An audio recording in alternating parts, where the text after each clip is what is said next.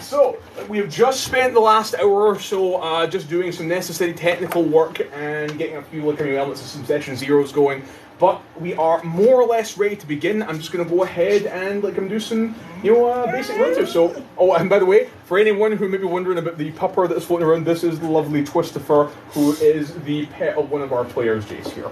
Just in-house emotional support dog. In-house emotional support dog. And Jason's playing a druid today, so this is extra appropriate. Yeah, if I ever well shape, I'll just put Twist in my chair and just go away for a while. If we ever well shape, we'll just put a Twist in the chair.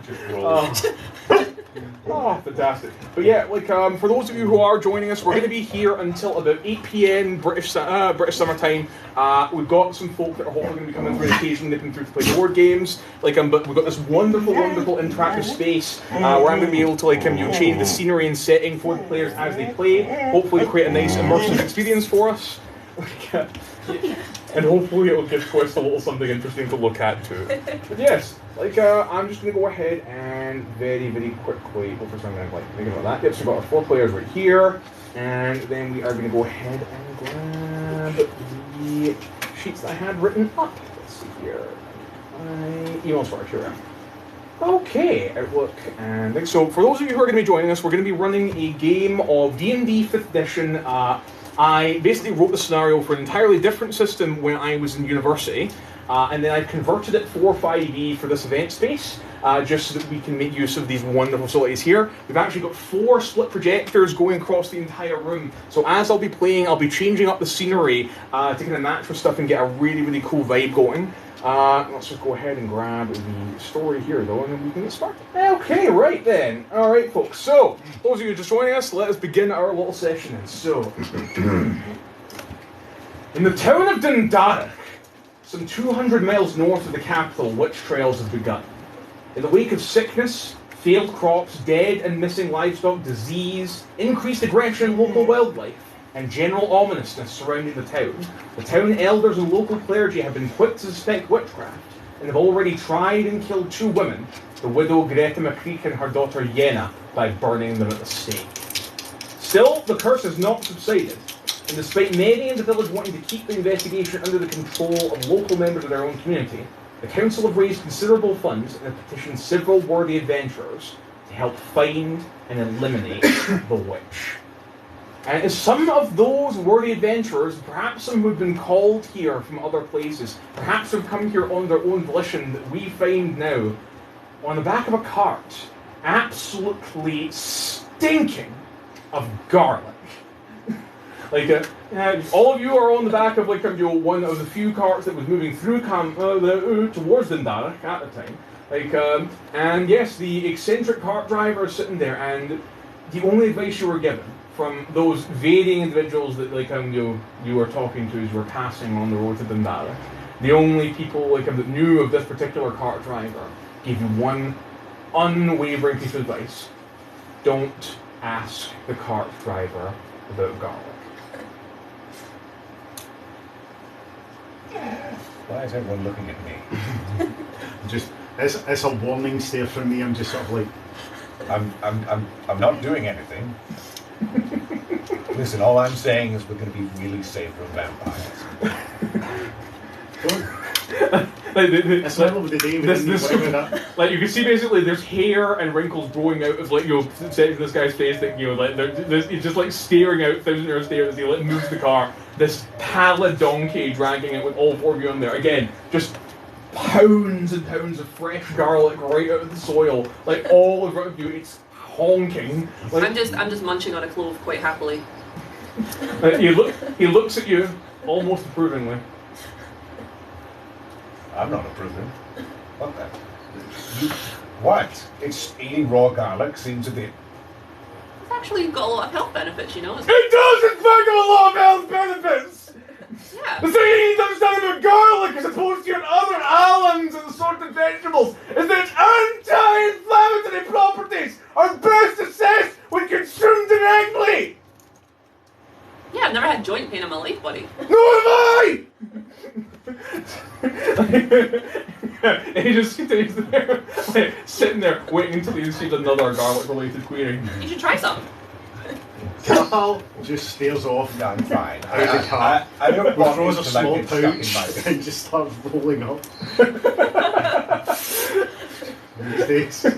On that note, actually, we should probably have a little description of our characters. Cathal, the Kenning, would you go ahead and describe yourself for us? Cathal the Kenning is a young wizard in the employ of the benevolent council of knowing mages, just ensuring the safety of the realm and the reality which it inhabits. That's our goals.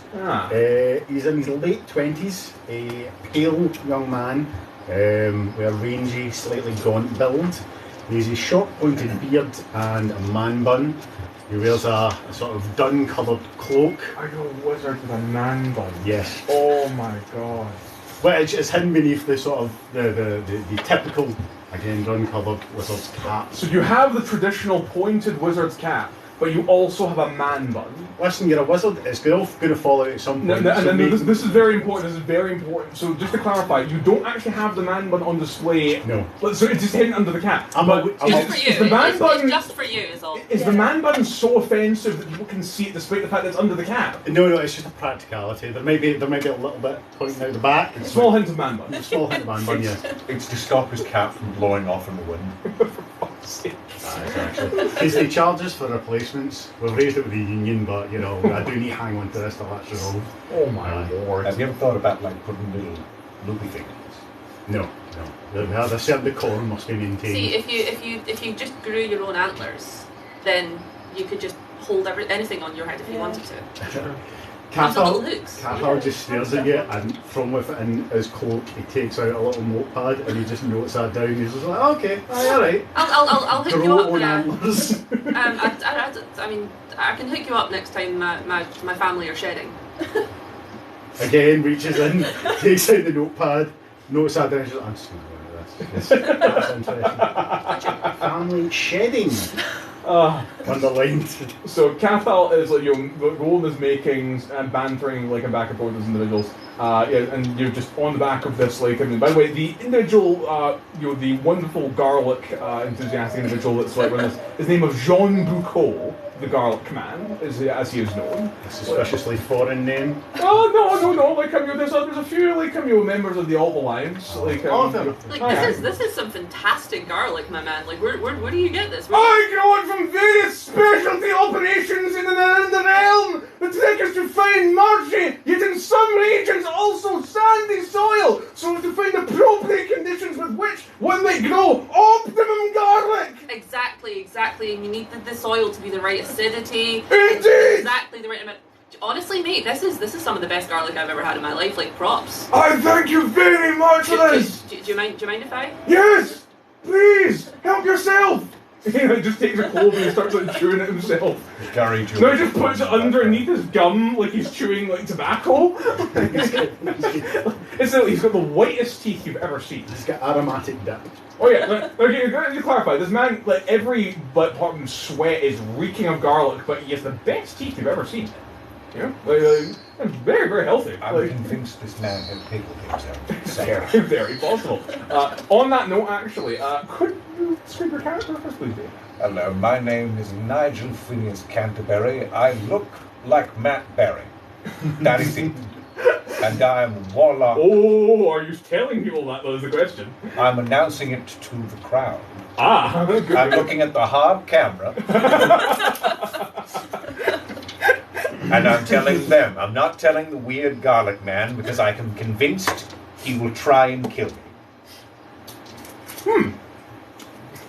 I probably wouldn't be very happy either, to be honest. I imagine like a warlock is just the equivalent of like a scab wizard. It's a scab. It's a scab wizard. We're working for the realms directly, and moonlighting, like... Undercutting his... Scab wizard my ass. I don't get paid for shit. So, question is then, okay, as a warlock, as somebody who serves dark powers, like in their own time, and has knowledge of dark and fell things, why, of all places, would you be going toward the center of a witch hunt? Well, two reasons. Because my patron is like, for lack of a better phrase, wants to know as to why there's such a strange disturbance in this particular area. But also, mostly, because I heard there was a witch being burned, and I was slightly hoping that was my ex-wife.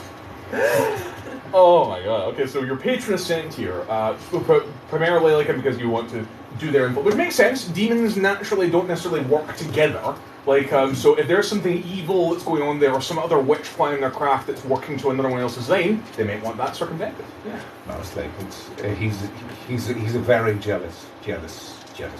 A jealous fiend. Ah. I'm now just imagining, like, what do you have any flavour in mind for what your fiend patron is like? Like, if we like you take a dip in your head, what kind of shadowy silhouette do we see? Oh yeah, it's all come together. Oh god! Oh my god! Okay, now if I ever have to run your demonic patron, I need to do a Patrick Warburton impression. Thank you for giving that, Dave. Thank you. You're welcome. Oh. You're welcome. Alright, so you're going there primarily to, one, potentially see if this witch is your ex-wife. And hopefully, hope that it is, so I can re-obtain everything that she took from me. But if not, I can at least do what my patron told me to do. Fair enough. And what is your kind of like cover for when you're actually moving towards the town? What are you going to be telling people? Is it going to be your business there? Are you just going to be a traveling like wise man of some kind, or like also going to learn a doctor? Like what? Mostly I'm here, and I would say we probably don't do detective. It's mostly detective work in terms of like magical sort of like or investigations into like potential fiendish and also like. Well, that's fine. You being a warlock and having knowledge of the occult, you're not a dumb individual. You could very easily convincingly pass yourself off as somebody who is more of an academic, just someone who has a very scientific or like academic interest in like what's going on here. Yeah, that's completely fair. Okay, and then we headed a little back and forth with Antler and Cathal actually. Antler, would you like to describe yourself for us? So Antler is a fairly kind of young human who has spent pretty much their entire life in the wilds living with deer. I never did manage to grow my own antlers. It's unfortunately a bit of a racial disadvantage. But it's such a problem growing up in the deer community where you get adopted into it, and then everybody else is getting their antlers. The first season comes in, the rutting starts, and you're there just feeling for the nubs, and nothing's coming through. You know. Yeah. I'm a dab hand with some vines, and when my siblings start to shed their antlers, with their permission, of course, I've kind of got a little with me that they're a little too small considering the size of me, but They do the trick. Well, honestly, I wouldn't feel too bad. I'm sure a bunch of your cousins have ended up being dodgy and chewing on those weird leaves that they find near the trails and wind up going those leaves are fantastic. Yeah, but then they end up going to the city and they become street deer and then everything kind of fucks up from there, you know? There's nothing wrong with being a street deer. Yeah. You're from lost home deer. But yeah, unfortunately the witch hunt has been slightly impeding onto our grounds, and being the only one in my family that can actually convene and converse with the humans, it kind of fell upon me to come on behalf of your herd. Yeah, basically I'm representing my people, so to speak, my dear family. Your dear... My dear family. Your dear family. Where the A's get placed in that sentence, Lord only knows. But yes, so what does Antler look like though? Antler is kind of quite scruffy, as you'd expect someone. I've kind of learned to groom myself from nature. So rubbing yourself on large bodies of moss. Yeah. Hair's a bit scruffy and matted. Clearly a lot of, not a huge amount of sun exposure considering the climate here, but mostly just kind of held together barely, but very excited to be here despite all of the terrifying things that are going on. But honestly, it's nice to be in a new environment. It's nice to meet some some people. Well, Jean Boucault, was very, very happy with your enthusiastic, endorsement of his garlic farming practices. Oh yeah, like foraging. That's my shit. Have you ever tried wild garlic? Oh, wild garlic's my favorite, bro. Wild garlic is the shit. Do you ever just mush it up and cook it with some mushrooms over a fire? I like to put a leaf on my tongue and then just gonna leave it there until it dissolves through amylary action. It can take several days. Sure. Jean Boucault, the garlic man, just continues to. Yeah, if I come across anything, I'll let you know. I would greatly appreciate that. Let me. I reach into my pocket and I find a stray mushroom and I hand it to you. You know, for the bulbs that I took. He looks at it in a way that a man looks at something, and that man, knowing only garlic, looks at this object and thinks, not garlic. It's good. It's tasty. It's. You don't have to try it. It's all right. Just. I'm 90% sure that wasn't hallucinogenic. Okay, here's what we're gonna do. The first roll of the game. I can't believe the first roll of the game is going to be what happens when the coachman, literally driving us into the town, is fed a random mushroom from a druid's pockets. Hey, I've been living off of foraging my entire life. The real question is that do you accidentally give yourself strange normal immunities to certain levels of hallucinogenic fungus? Well, now you mention it. I'll put this out. You are a druid and you've spent your entire life apparently living with deer. I will find it absolutely hilarious if you manage that as a teetotaler. Now, let me go ahead and roll. I'm going to say that. Can I ask, let's get a general consensus from the players at this point. Would it be a good thing for you story-wise? Would you prefer if something wild happened at Jean Boucault eating this mushroom? I think we just let the dice decide. You're really just letting the dice decide? Yeah. You would not be happy. My character would not be happy. Now, I'm genuinely thinking that it's a bad idea if something bad happens to Jean Boucault at this point. So I'm going to assume that a high number is what you want to avoid here. I gave you it. Just, as something in trade for the cloves of garlic I took. You chose to put it in your mouth. Well, we're going to find out what you put in his mouth. So, here we go. So again, high number, bad. You're a cleric, right? You can fix this. You'll be happy to know that is a nat 1. Yes. So he was just like... Oh no, that was his constitution roll. No. He's dead. Morale! Heart falls over. Not garlic, but good! Yeah. Give him a morale. Nice! Yeah. Okay, yeah. You're welcome. You should try that with the garlic. It's good. Ooh! He's almost thinking, I'm now pondering things that I couldn't do prepare with garlic! Garlic shrimp! Garlic toast! Garlic bread! You gave him a morale. I just need some moral support. Garlic mushrooms! Oh, vine leaves, stuffed with garlic. Vine leaf stuff with garlic? That's delicious right Yeah. there, yes it is! Let's give you garlic roast chicken! Driver, we quietly in our heads will think up foods and just assume you will add garlic to it. But we haven't even talked about my garlic ice cream! And we won't. Garlic squirrel tails. It's like, whoa, not a lot of meat on a squirrel tail! Yeah, but it's about taste. Okay, alright. I really wish I could do that thing that Gandalf does where he gets taller and scarier. But I've Roll not for been promoted to intimidation. No, that. I'm going to say, with prestidigitation or minor illusion, you 100% could. I could, but that would be wasting us. I do not have prestidigitation. Oh no, what were your cantrips again? Mage Hand, Firebolt, which we can get any garlic we pass, and Message. Message, okay. Oh, that's and message like- is like telepathic or Yeah, something. Yeah. That's where the lovely smell of roasted garlic's coming from. Oh, you're just like, oh yes, although it's much better if you slather a little oil first. That ensures the good caramelization. But yes, okay. We move to the remaining two parts of our couch. So let's start with the hulking crusader type. Charlie, could you figure out? So Sir Grim is just a pile of armor lying on the back of the cart.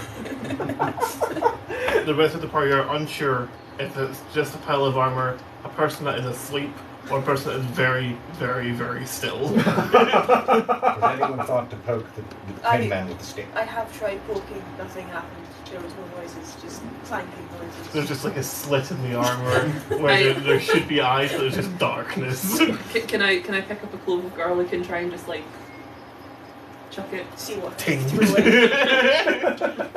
The garlic harmlessly pings off the Crusader's armor. So just this full, like, plate tunic, full helmet, no knowledge of whether the thing inside is human, male, female, whatever. It's just an encased, soldier in armor. Are we sure there's someone in that armor? I'm not entirely sure, to be honest. I've got this really thin stick. I can probably poke him in the eye, see if that works. I think the consequences of that would be something we're not quite prepared for. You can do it, I can't tell you not to do it. I said I could, I didn't say I was going to. The armor makes no sound, but you are inclined to agree. just death stare from player to player, just A death stare with no eyes, that's just impressive. Okay, so do I? So you haven't said a word the entire damn time. Oh no, I'm imagining that I stepped on the cart at some point while they were arguing about complaining about the smell of garlic, and then I just go, when did that get there? Fair enough. In that case, yes, sir. I'm assuming that the reason why you're here is just that something in your Crusader senses told you that evil was afoot, and you need to go and smite it. Yeah, if there's justice to be had and justice to be distributed, then I will be justice. What is salmon returning to the somewhere? Somewhere there's a telepath Someone that's could be looked clean. inside that person's head, and all they hear is "Deus Vult!" I just imagine that you're in a combat situation. We finally decapitate Sir Grim, and insight is literally just a single moral compass, sort of floating in the hell. It is broken. Oh, wonderful. Yeah.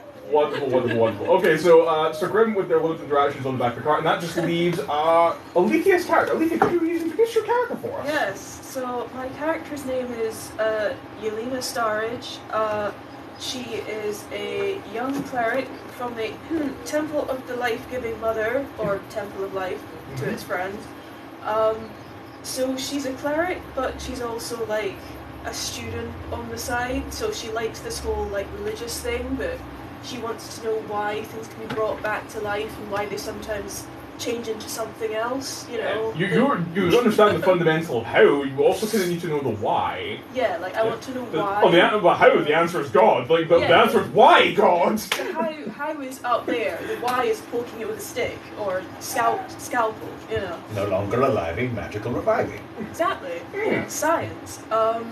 So her main field, no pun intended, is biology, but she's a cleric, so she's got God-given magic, life-giving powers. It's a natural science. Exactly. Yes. It's all natural. It's natural philosophy. It's all very blessed. Yeah, divination of the humours, that sort of thing. Yes. Yes. So you have a good understanding of natural law, but occasionally violate it? Only occasionally. Yeah, but only occasionally. It's only for scientific purposes, so it's never anything bad, you know. Oh, of course. So she has turned up on this magical cart full of maybe hallucinogenic garlic, because, the temple heard there was some witch hunting going on.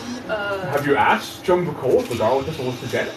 No, but I was going to steal some and, Ooh, the garlic sample. poke it, Okay, yeah. you know. But you notice the garlic does contain very high quantities of allicin, even for regular garlic, so it's very high quality garlic. I was gonna steal some and poke at it later, but so the temple was sort of going, oh, we should really do something about this. So they shouldn't be burning people. This is a bit sad. So they drew lots. And they were like, oh, send the annoying one who asks questions. She can go and annoy the townspeople and ask them what's going on. Tell her she was specially selected, and then maybe she'll stop volunteering for shit. This is just giving me flashbacks to my actual work. We should do something about this. Go to them. Send them away somewhere useful that isn't here. So, your orders then have essentially requested that you go and investigate this on behalf of the church and determine whether or not there is some natural sickness and wasting is placed on these places, opposed to supernatural As influence. opposed to magic, sparkly, supernaturalness, yes. Naturally. Okay. Well, in that case, I won't subject you very much more to the wonders that is Jean Moucault, the garlic man. I was about to start rolling damage there. Now, this is the second time I've used this NPC. He is universally hated. It's so bad. It was genius. Anyone else notice the black garlic in the background? Huh? Anyone else notice the black garlic in the background? Oh, do not touch the black garlic! That is my incredibly precious back supply! I'm just saying, it's like you might want to like maybe get like a bigger box. You basically okay. You want to clarify? Like he's staring at you as you're describing this. He's not moved an inch. You look down where the garlic was. It's no longer there, and when you look back up, he's now holding it. Cathal notes that down, transporting vegetables. Question mark. How fast is the cart going? It's going at donkey pace, which is Donkey pace. maybe 5. like 10 miles an hour, if you're very lucky. Cathal hops off the cart and just sort of like walks a bit ahead, you know, just so like it's not quite so loud. So I'm going for the Constitutional. I'll see you at the town. Yeah, so you're walking slightly ahead, like you get away from this. One second, we're gonna just see how cruel I can be at this point. Oh, fuck, that's a 19. Okay, here's what happens. You're walking like you're thinking, and then basically the direction of the wind changes. And from behind, not only do you get the intense odour of garlic now being blown toward you, it's also carrying their voices. So there's no escaping.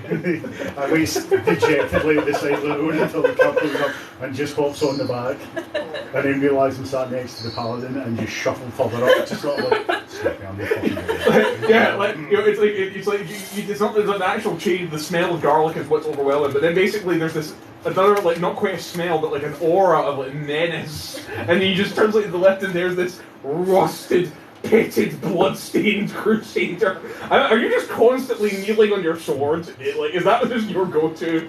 Just, yeah. Sir Grim. just sat there like, thank you.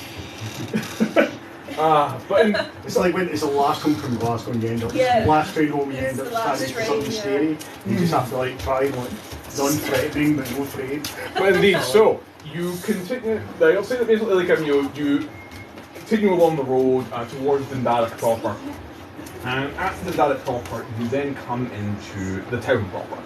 So midday, the town is in a state of like this brightly like room kind of like betrays the kind of feeling of somberness. Like so you walk in and people are very clearly looking dejected and evidently a little bit like upset and like shuffling and just trying to like moving and like they're looking up as they see a cart come in with like 5 strangers on it. They're familiar with Jean Moucault, the garlic man, so that he wasn't like of any concern, but these strangers stepping in the car is of worry. But you're in the middle of the town square proper. You can see the church off in one section. You can see the town hall where people would gather for any such city events. Various houses, a few shops and storefronts. The local inn, which I will say is going to be called the Oyster. The Oyster. Which is weird because you are landlocked at about 200 miles off, from any from your nearest port. I look about my companions and my natural instinct is to like just go straight to the town hall and get things rolling, but I realise I'm going to be stuck with these lot for a while, so I'm like, right. Yes. Sure. Yes. So the first thing that comes out of Grim's mouth after days and days of travel is we're drinking, you're just just from piping up from this you're quaking or just It's the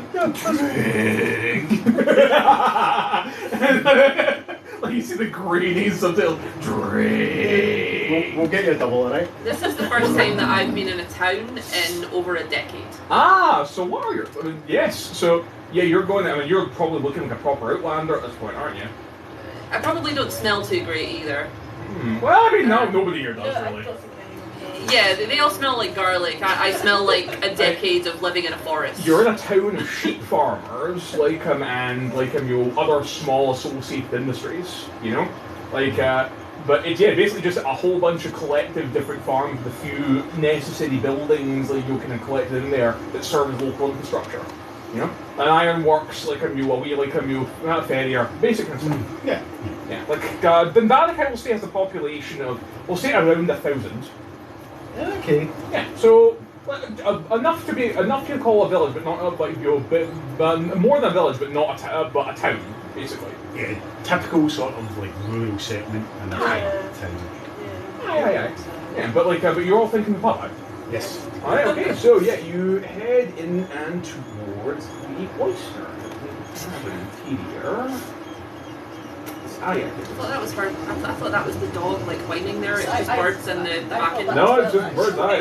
I was very confused. It's Does just- anyone else hear the ocean despite the fact that we're nowhere near an ocean? Oh, We might, hold on, wait a minute. honestly, I might just retcon it and say that we are near the ocean now, because I named it the oyster, and it seems like good. Yeah, we're good at It's not the ocean. It's just a very large inland lake. It could in fact be a walk. You know, like how the Caspian Sea isn't actually a sea. It's Yeah, it just a could in very fact- large It lake. could in fact be a sea law. Aye, like or something like that, yeah. Like, but yes, yes, you step Oh, we're into. landlocked. Yeah. Ah. Like, Well, you You're step. lucky that wasn't a bird. yeah, I was gonna say, like, do we all have to take like psychic damage? No. For that? So if I have to roll psychic damage for every pun, we're gonna be dead before we get to like hour 2. Okay. So we enter the pub itself, and it is I'm gonna say like a classic kind of Highland like style pub that we might anticipate. We've got like solid wooden roof beams, like cabers, like kind of keeping stuff up, like and indeed it is modestly like busy. There's like 5 or 10 people maybe like do having a quick drink in between, like maybe dropping off sheep or heading to the market. And you can see a good mixture between farm folk, like your folk that are actually working the fields, and then your town folk, like your folk that are like maybe merchants or other kind of tradesmen that are wearing maybe like a good shirt, like and their finery and like they're actually looking like they're about here. And some of the folk that might be like the residents and elders. But you see also the tavern keeper, like a young lad, maybe in his like 30s, shock of red hair, like and yeah, he's like gives you an eye as you'll come in. Walk up. One flagon of heavy. One. A Shirley temple. Whatever that is. One. Oh, a flagon of heavy as well. Good kind, thank you very much. Heavy. One. Do you want a water? Milk? What did you think? What water's fine. One water, I suppose. I'm not entirely sure how this works. Just the number 2. Like not even that order, just the Just- word the number 2. What's the...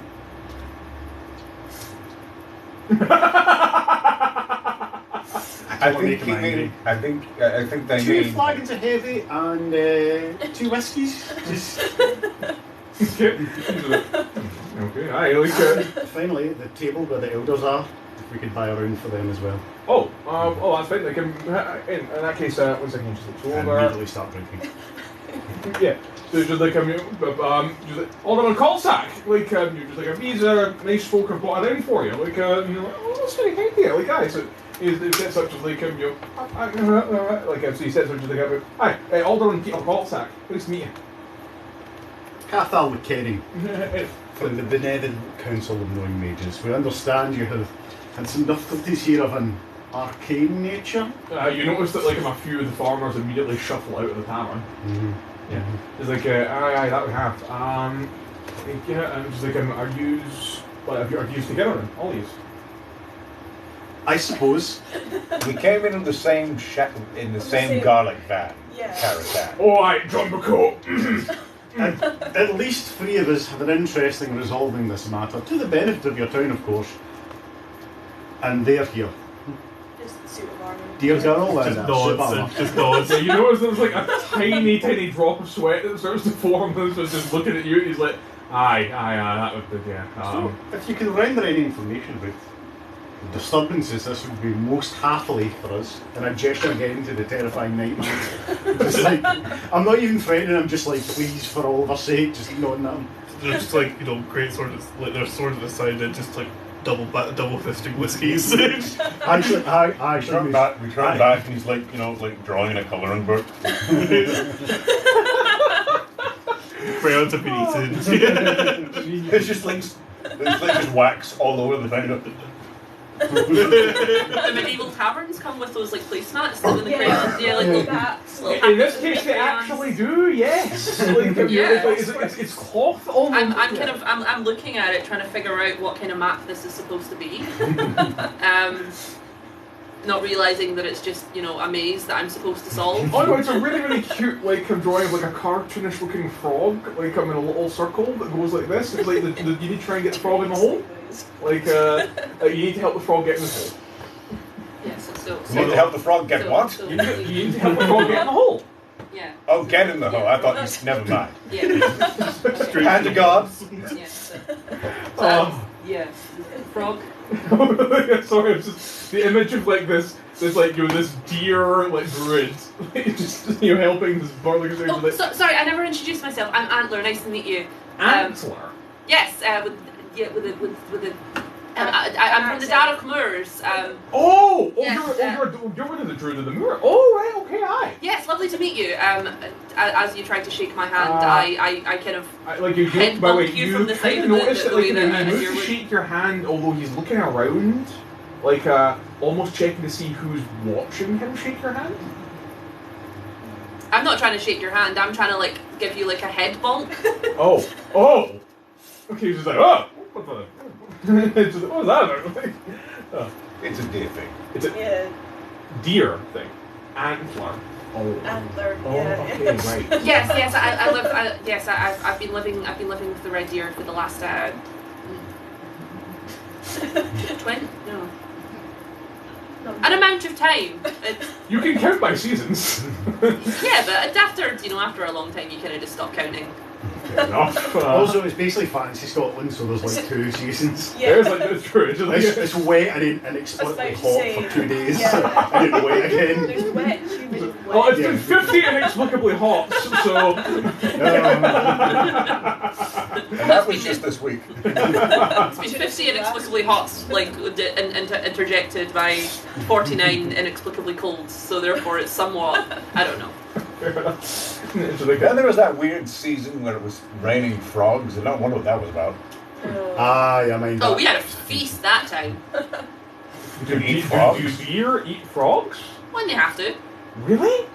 I didn't know deer were omnivorous. They will, When they have to be. they will eat small animals and chicks and whatnot for Good. calcium. Good. Yeah. God. Very nutritious. That is. We are That is we are actually very not what my resourceful specialties species. are, but But- that's really cool that you know that. Alderman calls that just goes. That's mostly what wizards do, is just drop facts. Alderman calls that just goes. This is absolutely fascinating, and I need to like. I remember.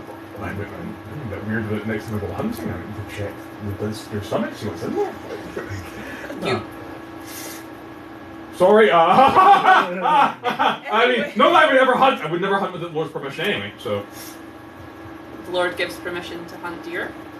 yeah, the Lord gives permission to hunt any game. I'm gonna have a word with this guy when I find him. Oh my Lord. Okay. Well, in any event, like I only buy my meat from like trappers and like butcher. You know, like. Listen, sorry.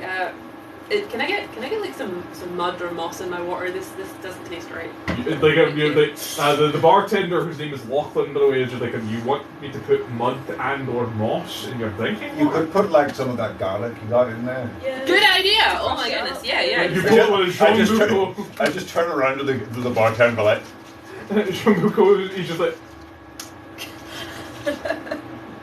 Anyway, like so, he's just like, so yeah, at this point, Father calls out. I believe Good shout. you. Good shout. So I believe you were requesting information. Aye. Yes, regarding Yes. I hate to use this phrase, it is so vulgar, but the witch hunts? I mean, we're really the witch trials seems to be what witch trial. Like, general like basically Malays fell upon town like some like months ago, and during that time there was great unease, and a lot of people started accusing each other of potentially practicing witchcraft. And this eventually came to a head when a mob of people were like stormed into the home of the McCreich, the McCreich home, where the widow McCreich and young Jenna and they brought out both them and evidence of some witchcraft. Now I will say, I'm an alderman on the town council. Like I have a home here. I live with my family, and I live in the actual town proper. I myself, I did obviously say that when happens what happens, we should start a witch hunt. But I also was one of the people that called for folk to come in and investigate. Indeed. It's very wise you realise that these matters should be forwarded to the appropriate authorities. Well, it's not just that. I've heard so many stories about what happens when a small community gets paranoid. They'll cannibalise themselves. Yes. We call that a Tuesday, Marlon, if we... Bloody hell. I call that a Thursday. Is a Thursday worse than a Tuesday? Really depends. From your point of view, you probably enjoy it. It ruins The my other week. people not so much. And in terms of like the trial itself, the way it's essentially been functioning is Father Cruck, who is our priest. He is overseeing the actual evidence of any thing. So if there's anything that is apparently fell magic, we bring it to him. He would determine if it was indeed of malign nature, and then we would act accordingly on that evidence. I kind of shoot a look at you, Lena, and like, and which church is this? Well, Father Cruck is a brother of the Temple of Light. Temple of Light? Father was a member of the Kirk of the Farley. The Farley Shepherd.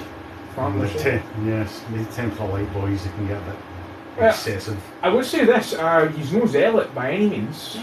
If anything else, his mum was a local member of and he went into the city to receive his education, and then he came back to minister. And we'll obviously be raising this with him next, but in terms of this evidence, what exactly? It was an amulet that was possessed to fill magics. Okay, can I maybe roll a check on what I might know about amulets that cause malaise and unease? Well, I mean, I would say you need to make a check for that. You know that talismans, other sorts of things that it's depending on what the purpose of the magic was, it could have any number of applications. Some people who are really, really bastards will create a nice looking bit of magical jewellery that contains a curse, and it's meant to be hidden, and then you give that to your victim, and it's a way of kind of hex on them. But sometimes something can be worn for personal or protective reasons, like I'm a warder for example. More of a case of have I heard of cases like this before? Oh, aye, evidently, man. That's standard. I mean, you'll have heard of that. Anyone who has studied anything relating to witches knows tiny magical artifacts. Yeah. Would I know that essentially it is more likely that, because what I'm thinking is that it may have been an unfortunate misunderstanding that the actual amulet itself, maybe was some kind of gift, maybe some form of protection, but they saw it as something that was clearly magical, and they blamed the unfortunates. Yeah, got it. So, would I have more of an insight into knowing if that was the possibility?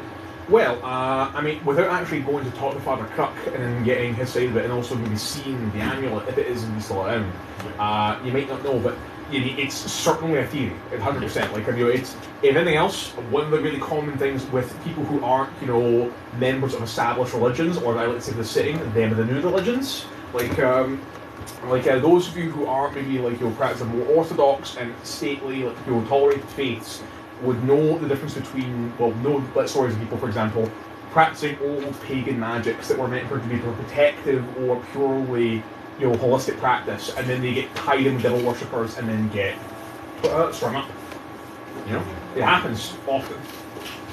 But indeed, but yes, in terms of the said thing, Father Cruck manages anything in relation to actually reviewing evidence of witchcraft or witchery, and then myself and the other members of the town council ultimately decide on any state functions.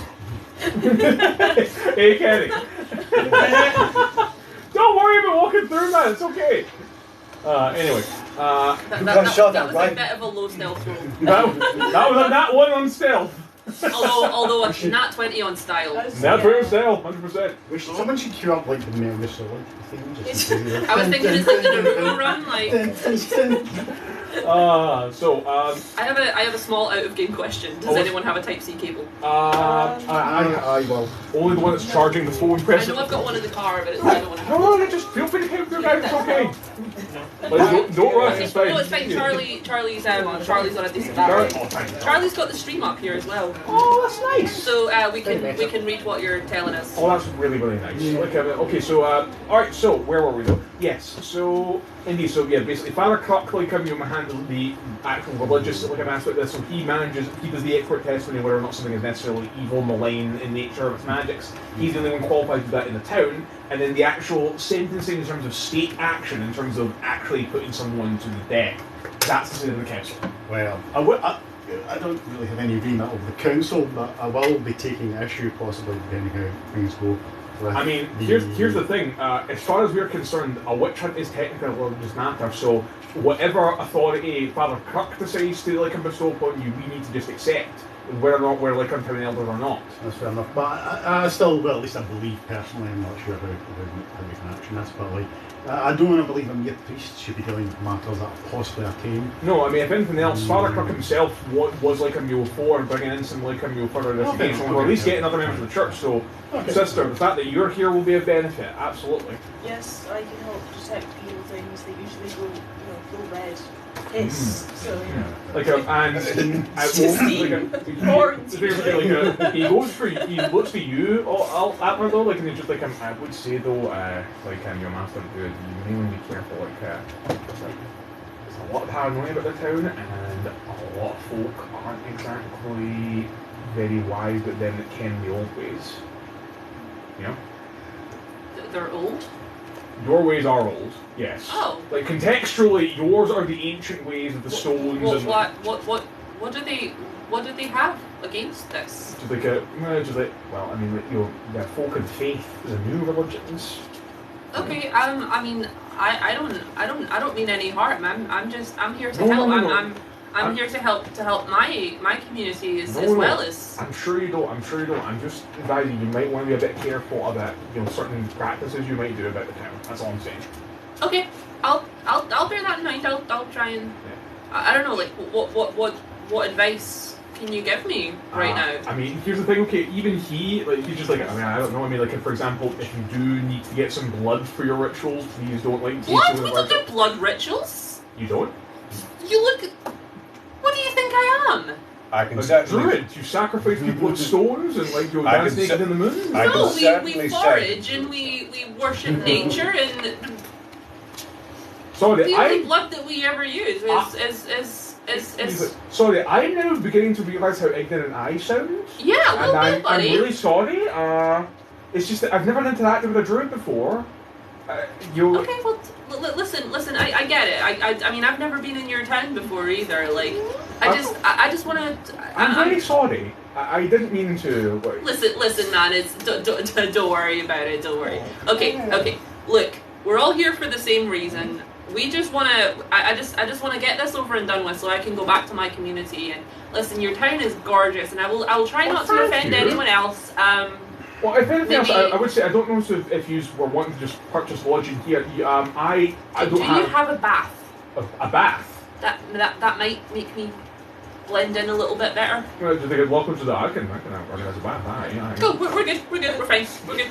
I was going to say, I'm sure that the father might be able to dole out some expenses for lodging here. Otherwise, I'm more than willing to house somebody in my own home. We have my wife and my 3 children. We have some space. Well, I imagine as a representative of the Benevolent Council of Knowing Mages, typically, when these sort of matters, they are hosted by local elites and dignitaries. Well, certainly, I would be happy to we believe in guests, right? Like some parts of the old ways are good.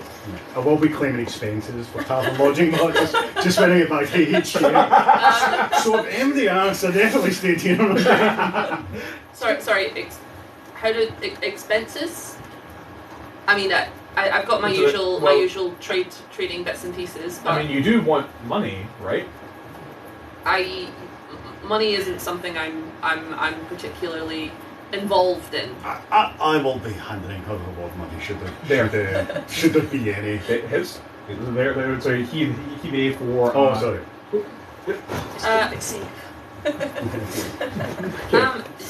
Cool. I'm sure we can sort something out. I can get you some nice plants, some Next time you're in the wilds, I'll hook you up. Absolutely, yeah. I mean, it's always handy to know one of these like weirdos that live in the woods. You know? What a Look, if you came to my community, you'd be the weirdo. oh, sorry. I've just realised I've not been using one of the wonderful resources that have been given to me. Hold on. Let me just hit the C column, and then we are going to in fact bring up Alderman Peter Colts. So yeah, Alderman Peter Coltsack. It is. Let's see. Is that Alderman Peter? That is in fact Alderman Peter Coltsack. Yes. Ladies and gentlemen, for those who can't see it, because it's on that wall only, Yeah, it's just over there. it is a grey-haired man, very grizzled, very tired, clearly just happy to see that there's people that want him to fix something, but mostly very confused at the fact that he's realised he's a little bit prejudiced.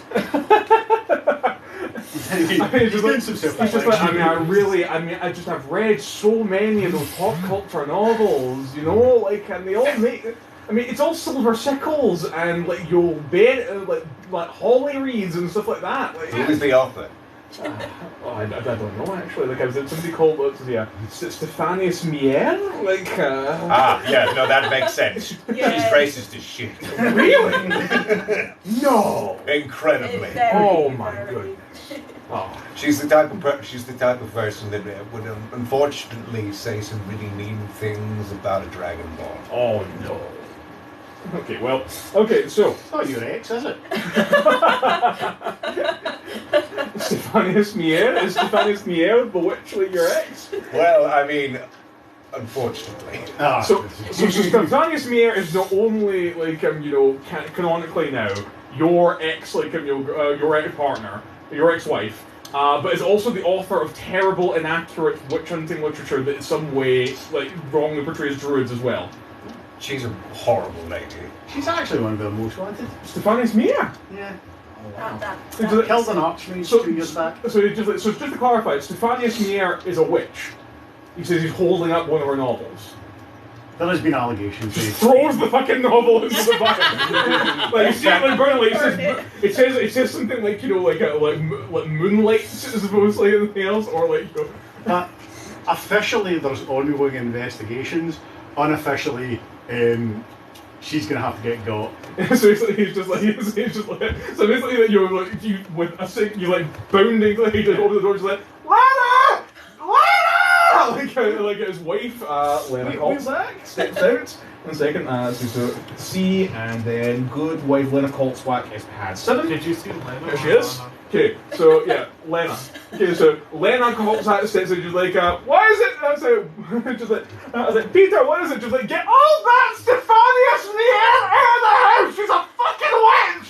And she's like, what? She's like, she's a fucking witch! She's a witch now! Stefanius Mier is a witch! Confirmed! Just like, oh, go on, boy. So she gets out like 2 things, just like, I'm here, I'll get rid of these. Like, sorry. Was that in character? No. It really should have been in character. No. I did hear it. The only word just rumbling, just like. By the way, can people on the stream hear us all right? That's the thing. Just speak some bad Morse code. Also, for those who also can't see, It's creaks what and was it, lady? rocks on the Lena, she is a raven-haired woman in a beautiful sort of navy blue, blackish. It's projector shine. Kind of just looking at us. MILF. Yeah. She definitely looks like Big bad titty news. goth girlfriend. Big titty goth wife. Well, I mean, she's raven-haired, yes, like, and she does. These are just assets in general imagery. God, she's a mother of 3, for God's sake. Look, at this point, even if she is a mother of 3 and a mommy to me. Her kids are probably running out of the and you're also. So basically, at this point, even if she is a witch, who would want to destroy such Yeah. such I beauty want to and dignity? destroy it, alright. Are you accusing my wife of being a witch based on just a single first Oh, this glance? is out of character. I'm just being. Well, returning to character for a moment, so yeah, basically, after you reveal that Stephanius Miad is in fact currently in investigation for witchcraft, Lena Kolczak is quick to take these popular novels out of her home and hand them to her husband, who promptly destroys them. Just throw them to the outside. I note that as cooperative. Yeah, here's the thing, evidently Peter Kolczak just wants this done. Yeah. But yeah, Lena is just, Lena, returns in, starts ushering her kids back in when they try and run back out, and then returns. So you're all in the pub. Peter's giving you the more or less the rundown on this. Do you have any other questions about the council, about the church, about local happenings, about stuff that's been going on during the witch hunt? I would say the first thing that we really need to figure out is essentially I wouldn't say that we already kind of know the timeline. It's more along the lines of where basically the location specifically. We already know it's obviously the house of the Widow McCreich, aye. The Widow McCreich. Aye. Obviously we don't know the house, so the best thing we can do is figure out where the house is, and obviously I think we should also look towards actually figuring out, basically getting to the father, and then seeing if they still have the Amulet. Anything else at this point? No? Okay, so One for the road. For another drink of the road. Okay. So first of all, by the way, do you still want a bath, right? Do you have a waterfall, a stream? No, what we would do is we'd get a whole bunch of well water and then heat it up for you. Warm? Yes. Warm water? Yes. A bath is where you sit up to your neck and, or as far as you can, warm water. When in Dundarach.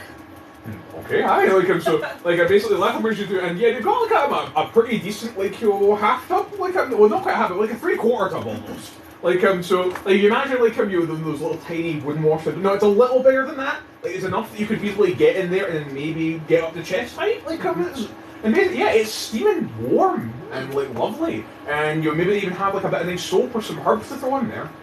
Ah. Yeah, because if you are going to bathe, you do it nice, you do it well. I'll try it. Immediately walks over to everyone. Do not tell the druid what soap is made of.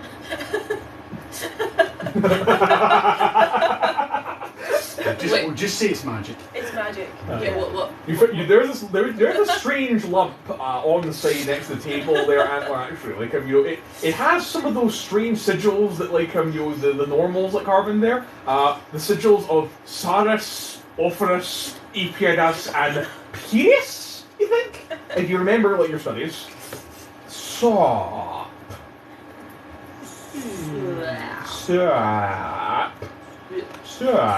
Soup? You get They made bubbles soup and solid. magic. You can No, Lachlan, who's still at pouring hot water, it's soap. I take a lick of it. No, don't do that. No, you don't eat it. You use it to rinse and wash your body. Okay, listen, leave me to it, I'll figure this out. Alright, well if you need anything, just holler, okay? Got you. Yeah, Lachlan's fine, closes the door again, and leaves you to your bathing devices. I'm gonna hope and pray that you don't decide to just cover this entire fucking place in mud, apparently. But yes, so you have your bath. I'm no longer with the rest of the party. Yeah, and so there's a question. I mean, you have this offer, obviously, using the accommodation of Mr. Kolczak and good wife Lena, and their house and lodging. Of course, you could also talk to the priest and your Father Crook, see if you can get some resources, and maybe get lodging at the oyster itself. But yeah, basically, any other questions that you wanted to look into before going to see Father Crook? The lodgings that were offered by the nice alderman. Alderman Kolczak, yeah. Yes. Bad with names, yes. Was it for one? For as many of you as you can fit, basically. Okay. You probably give the sister, probably their own room because it's normal for a religious person to get their own lodging, and then maybe place the rest using common room with them, places. It's a little better than what you might get in the inn, but the whole point is that you'd be getting fed and watered without needing anybody else's cash. That's what you do with a man of my station. I mean, I mean, you can say a man in your station also might be expected to give up their thing for a good lady of the cloth. You know? Aren't you like a junior member? Listen. We're in this together. And it's up to you how that pans out, okay? I'm just saying. Listen. It's an interesting Southron accent you have there. Especially after recent wars. It's a speech impediment. Oh, of course it is. It's a huffing pedant. Yes. I like to Sorry, imagine that when Antler kind of comes out, it's almost like, you know, when you've washed like a poodle for the first time. You know? Like, incredibly fluffy hair. You didn't realise that I actually had a tinge of rosy to my skin because it was mostly just kind of Sticky, dusted, dusty. like Yeah. sap. Sap. Yeah, I come back down. I'm unfortunately, well, in character I wouldn't be wearing much because I don't really have a concept of You're a druid, yeah. modesty. But it's also, you also live in Scotland where it's kind of, or the equivalent of fantasy Scotland, it's kind of cold. Yeah, but I'm still inside the inn, right? Yeah, it's true. Yeah. Coming like back downstairs with like just like kind of the towels last sheet I was given, like, oh my god, that was this is how you guys do it? Like what the shit? Like damn it! Like do you feel this? Like my hair is like in separate clumps now. Like what is like damn like listen Matt, okay I go up to our gracious host and He's just like, you are literally just wearing a towel. I'm gonna go through like some of my belongings and I pull out a little kind of carved leaf, like a little kind of leaf carved out of wood, and I'm like, thank you, sir. It's like, Here you go. thank you for the wooden leaf. It's very kind of you. You're very welcome. It should bring prosperity and nourishment to your family. He pockets the leaf. Like, you're just like, okay, cool, yeah, thank you for the leaf. Like, it's just like, you can tell kind of, I mean, like, maybe those of you who are a little more savvy would be like, he just thinks that person is literally out of their mind. But fair enough. Disagree. Yeah, probably doesn't mind. Indeed, so, anything further before you move on to Father Crap then? Just before we leave, the knight in the corner will have finally figured out how to do the puzzle, and we'll turn it over to the barkeep. What you notice is that there's a line from the frog going through every single one of the walls to the hole, and I'm just going to present it and then leave. So at this point, the bartender kind of looks at it just like, you know, he's like, but he looks at every other like placemat that a child has tried to do, you know, with all weird scribbly lines and stuff like that. Like, I mean, the ones that clearly have no sense of the task at hand. And he looks at yours and he's just thinking, you know what? Aye, close enough. Like, it just close enough. I feel like really close to the straight line is actually just phrases like faith requires suffering. Tiny glyphs. The tiniest glyphs. Just like, and you will strike yourself 3 times on the 3rd thigh on the Wednesday of the 3rd morning. Just some type of penitent litany. Twist. So, Okay. with that being said, okay, we then move to the church. Like, I don't know what, like, they create the church and they just immediately create the cross, apparently, but like, but yes, so, you find yourselves, like, on the inside of the temple, like a round, like, villa structure, like, with, one singular, singular entrance. It's done in a way that he's like catches the sun from as many directions as humanly possible. Like, and standing, yes, in the. We're nodding as yes, very holy indeed, yes, okay. Yeah. And standing basically, like, at the dais, as it were, like, basically, like, praying and you doing basic ministering, is Father Leonard Cruck of the Temple of Light. Yeah, like, so it is finally, like, as, like, you is with a priest, like, managing his temple, cleaning the steps, making sure that everything's, like, convenient, like, oh, yeah, how you doing? You're right, bro. Welcome to the Temple Light Sanctuary, is invited in for all. What's the crack? What's the crack, aye? I approach him and attempt the head bonk. I'm gonna call this religion check. Oh, actually not bad. Okay, so essentially, look at me. He does it. Okay, first he pauses, like.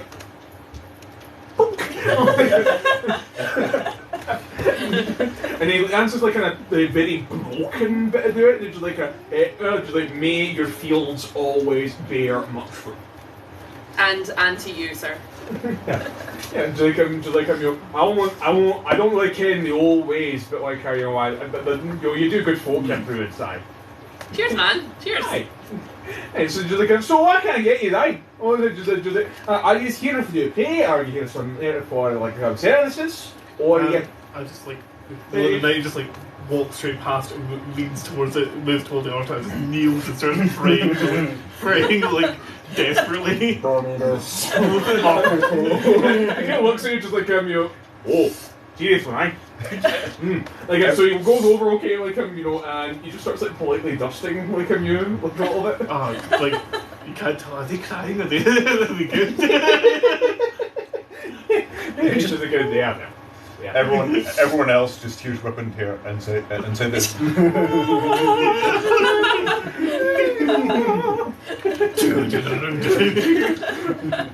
Oh man. Now I am Father Leonard Cook of the Temple of Light. Just like how may I be of service to you, adventurers? Well, I suppose the first thing I have to ask is, due to the late, obviously, widow's passing, yes, I would. Do you still happen to have the unfortunate, I would say, the amulet that could have been the cause? No, I destroyed it. I had to destroy it. It was a thing of evil. Couldn't stand it. It was my temples. question. Where did you? How? Why? Well, here's the thing. They put me in charge of pursuing the witch hunts, and I was making preparations. But there's only so much control I have over my parish. So one day, when I'm going about doing my stuff, and there's been a particularly bad night loss, say 5 or 6 sheep, all of a sudden, my door keeps going in. The women, the McCreich women, brought one before the temple, bloodied and battered, and in their hands, what did I spot but an amulet, failed magic, spreading disease and like all manner of malaise. It was I had no choice but to confirm that it was a thing of evil, and because it was found in their home, the council decided that was in for the stake. Magic. A gesture of the heart. How did you destroy the amulet? It was like a cleansing fire. So you melted it down. It's like he brings you to the brazier at the Temple of Light, like where they would destroy anything of evil. Like a nugget left or something? Ashes. Scattered to the 4 winds. Can I divine sense? Just Sure. real quick, just on in general, so I can detect evil and good. Yeah, and it also lets you know if a place is hallowed. You know that you're in a holy place. And I can. No, it only targets fiends. Don't worry. Like you're human. Relax. Celestial fiend. I know I'm human, but what type of magic am I filled with? Does it matter? It only lets you detect the presence of fiends, celestials, and undead. If you yourself had all the fires of hell literally pouring from your eyes, divine sense wouldn't touch it. See the order, Yes. Divine sense, is that kind of in the same ballpark Oh, detect magic? I was going to say detect good and evil. Detect good and evil, well, kind of, except what detect evil and good will let you do is detect or determine if something in front of you is like a fiend, like etc. It'll let you determine what type of entity you're dealing with and whether or not it is like evil or good. It lets you detect the presence of supernaturals nearby. You could use it if you wanted to, but again, you're in a hallowed place. Can I use it anyway? Sure. Is that a cantrip or is that It is an actual spell. It's an actual spell. It's up to you obviously, but would maybe be best saving that for if we visit the house? There could be some easy stuff, but Yeah. that's good. Sorry, how do you think? No, that's good. I'm looking for a rest after this. Yeah. I can borrow one dice. Do you basically roll our Arcana just to see? Yeah, what are you wanting to know exactly? Essentially, going over to the obviously to the place that was destroyed would actually be to see if it was sufficient enough to physically destroy something that was full of malefic ass magic. Ah, yes. Okay, we'll go ahead and pull an Arcana check. Because what could have happened is that if it was full of any kind of magic, even if you destroyed the physical form, it could have just. Sure, go ahead. I don't know what's going to happen, so let's see. That's a 12 plus my. What's my Arcana. is plus 4, so that is a 16. 16, good. So essentially, yeah, you know for a fact that, yeah, the brazier, like here, like, deal with that, like, your holy light. I mean, when you're looking at it, okay, it's not like you're looking at a roaring bit of orange oil fire, it's white. Like, it's actually white, like, flame. So it's genuine, like, it's a genuine, like, your religious icon. And, yeah, 100%, a minor, like, your magical artifact, even a cursed one, could be destroyed here, 100%. But could also a artifact that was for protection be destroyed there as well? Yes, similarly, any magical item could be destroyed in nature there. Like, but the thing is, the priest, Father Later basically says that he, when he did his examinations of it, determined that the magic of the artifact was for ill purpose. So that's why it was destroyed. Did you see as to what the ill purpose was? The spreading of disease. Did you figure out who actually? Because you said it was hers, but did she receive this gift? She made no claim to aim of knowledge of it, and she made no claim that it belonged to her. But it was found in her home, and the mob brought it before the council, and the council determined she would be burnt. I was going to say, what did the amulet look like? I was A piece of rotten wood No, with a single glyph carved on it. Like, if you imagine like a piece of rotten wood maybe this big, like so almost the size of, like, for example, a £2 coin, and it had a glyph like around on it which he knew to be a malign like sign. Oh my god, I just realised we're literally a group Can of you draw nerds this glyph for us? playing a group of nerds. Yeah, actually, I think I could. I've got a spare pencil and a bit of paper. Like, Here. I'll draw the glyph. Like, oh, that's. Rotten wood with glyph does sound like slightly. Yelena's area. Or yours, for that matter. Well, this is why I'm interested. I'm like, depending how ancient and It what might, yeah, what kind of might. Us wizards were mainly concerned with in-group violence. the druids Just are rather kind control each other, that's the main thing. we're kind of concerned with the Let's world just as a say, whole. I'm Yeah. very good at identifying things that are involved with Okay, okay, so this looks a doing bit like bad a valley. things. That's all I can say. Yes, I've been getting the vibe. So It's not exactly a pictograph. You have no idea. Like, magical glyphs and runes by nature are weird and subtle, and depending on what context they're used, could have completely different meanings. yeah, You know, like I'm looking at that and instantly seeing it as like a valley or like you a could roll. landscape. I mean, this thing. Like, Can I roll a religion You could check roll. or I an mean, investigation? here's the thing. I'd say that basically, the father under duress reproduces the glyph for you because it's like you wouldn't really want to reproduce an evil sign because it's a thing of evil, like it's taboo.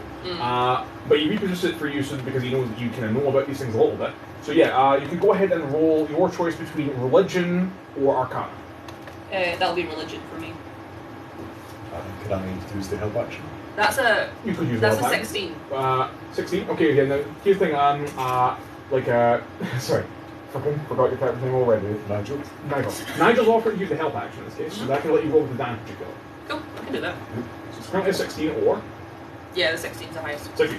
Okay, so yeah, 16 okay. yeah, you basically do know that this is like this is associated with decay and like your rot and loam and the processes of which are broken down. Like in terms of like runic knowledge, however, depending on what the symbol is used for, just like any rune, it can have negative and or like other effects.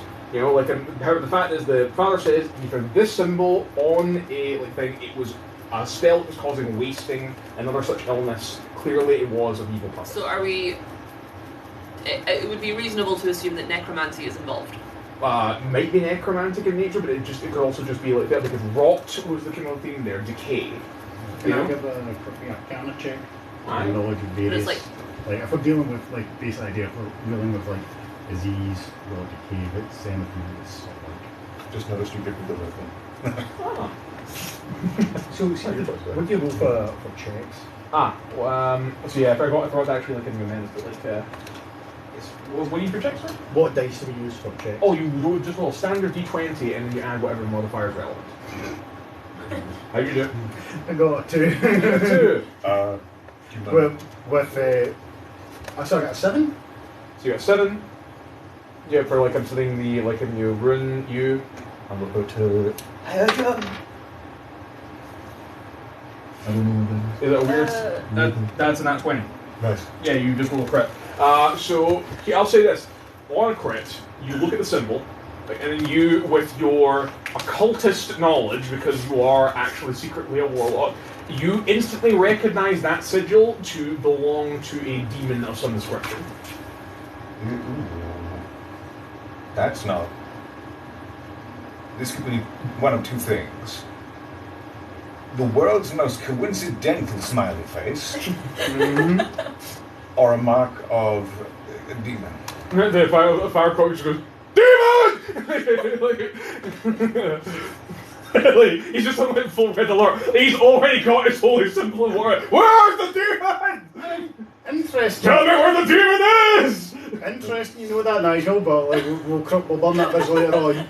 Let's all calm down. Hey, I know a lot about spiders. Doesn't mean I'm a spider. Still suspicious of my knowledge. Anyway, let's Father, let's go. Calm yourself. Yeah. We're good, we're here to help. Like, I'm from the benevolent council, right? You obviously can trust me. He is. Just instantly reholsters his holy water. I'm an independent contractor that has been there. And performatively middle class. Like your Salma. She's a cleric. I live in a hut. What? No, just with a voice. Yeah. As I said, it's a speech impediment. Alright, but we're good. So, like, determined that it was legitimately amulet of Something evil. ill Something repute, evil, something bad. of demonic nature, which. So would we kind of be dealing with a witch here if it's demonic? Is a witch like a warlock? Could be. Not necessarily. Witches can deal with that too. It's like Essentially, the in terms of like a mule, if we had to look with methodology here, like just like the word, the fact that like in D&D we categorize magic user as being 100 different flavors with 100 different like things. Yeah. A witch is just generally a word that is used to describe a malign magic user that may associate themselves with evil, like and or malicious entities. That can include trafficking with certain kinds of really bad fae. It could include trafficking with like demons. It can involve trafficking with like the other entities that exist out there that maybe you and your boys that do a bit too much math know about. You know the kind. Yeah. They're the ones you really like. Honestly, demons kind of a relief. Yeah, like demon, you kind of know the rules to a certain extent. I mean, at least it's a demon and not a. Yeah. So basically, wizard in my wheelhouse, cleric in their wheelhouse, druid tangentially in wheelhouse, paladin. Probably. We think he's a paladin. Could probably take care of it. The big grunting guy in lots of armour. Yeah. Yeah. With a sentient And pile of armour, yeah. gentlemen with a suspicious amount of knowledge about the diabolical. So I think this is something that we as a group. It might just be the equivalent of people that like to watch true crime for the psychology. I do imagine it's like those 14th century, Christian demonologists, the guys that are like, oh yeah, I am totally going to mass every Thursday. By the way, here's a 500-page book detailing all of the Dukes of Hell and their legions. I am definitely a Christian. Why would you doubt this? You have any idea how much that sort of folk cost us last century? I have a few. Listen, I have a few. Where do you think all these magic swords came from? And we could deal with them. Oh, Christ. Okay, so, right, yeah, so essentially, yes, that's what you get on a nat 20, owing to the fact that you decided to run the dangerous gambit of playing the warlock during a witch hunt. Yeah, you instantly recognize that to be a demonic sigil. Specifically, it is it's one that allows a demon to influence other people if they have, that ability. So, Like, if they're powerful enough, they can use it.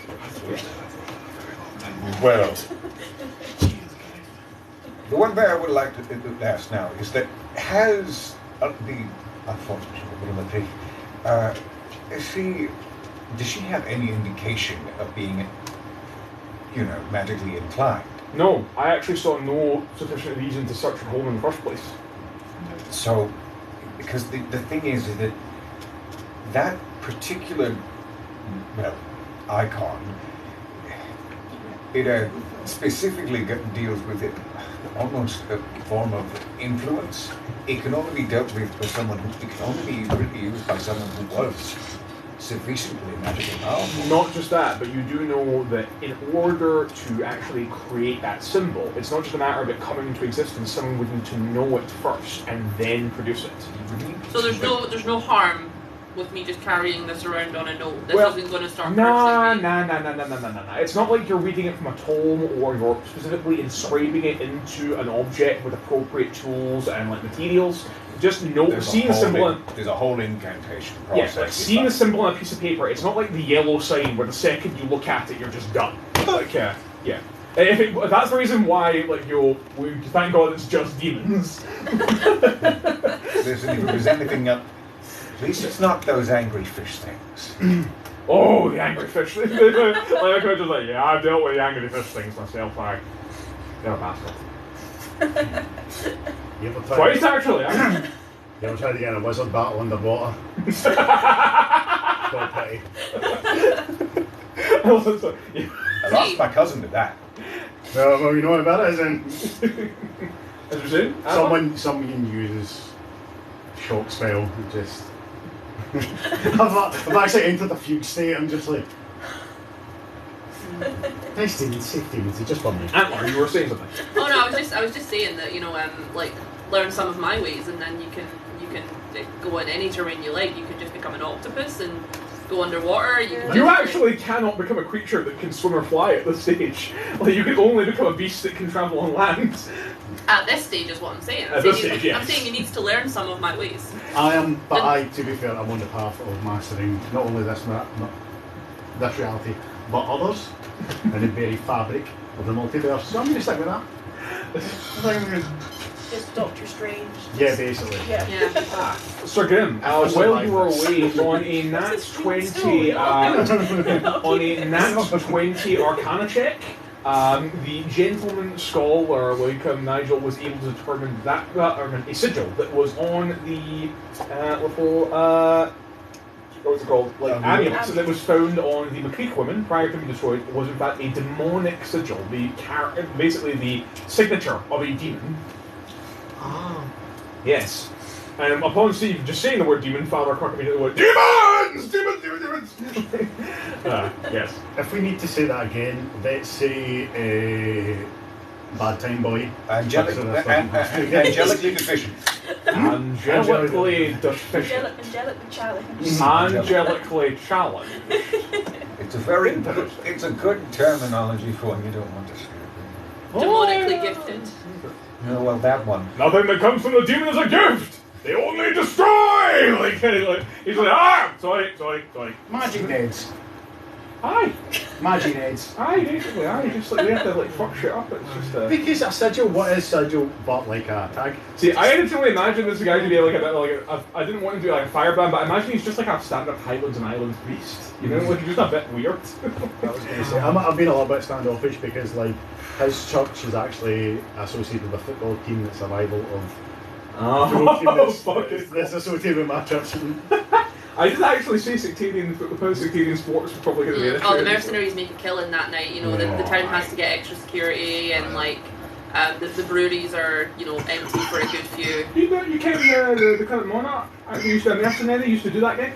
Oh. Aye. Wow. Not from here, maybe 140 mile east of here, but Highland Cattle Market Mercenary. Yeah, I met him once. Them once? Yeah, met them once. Yeah, well, I was in the same castle.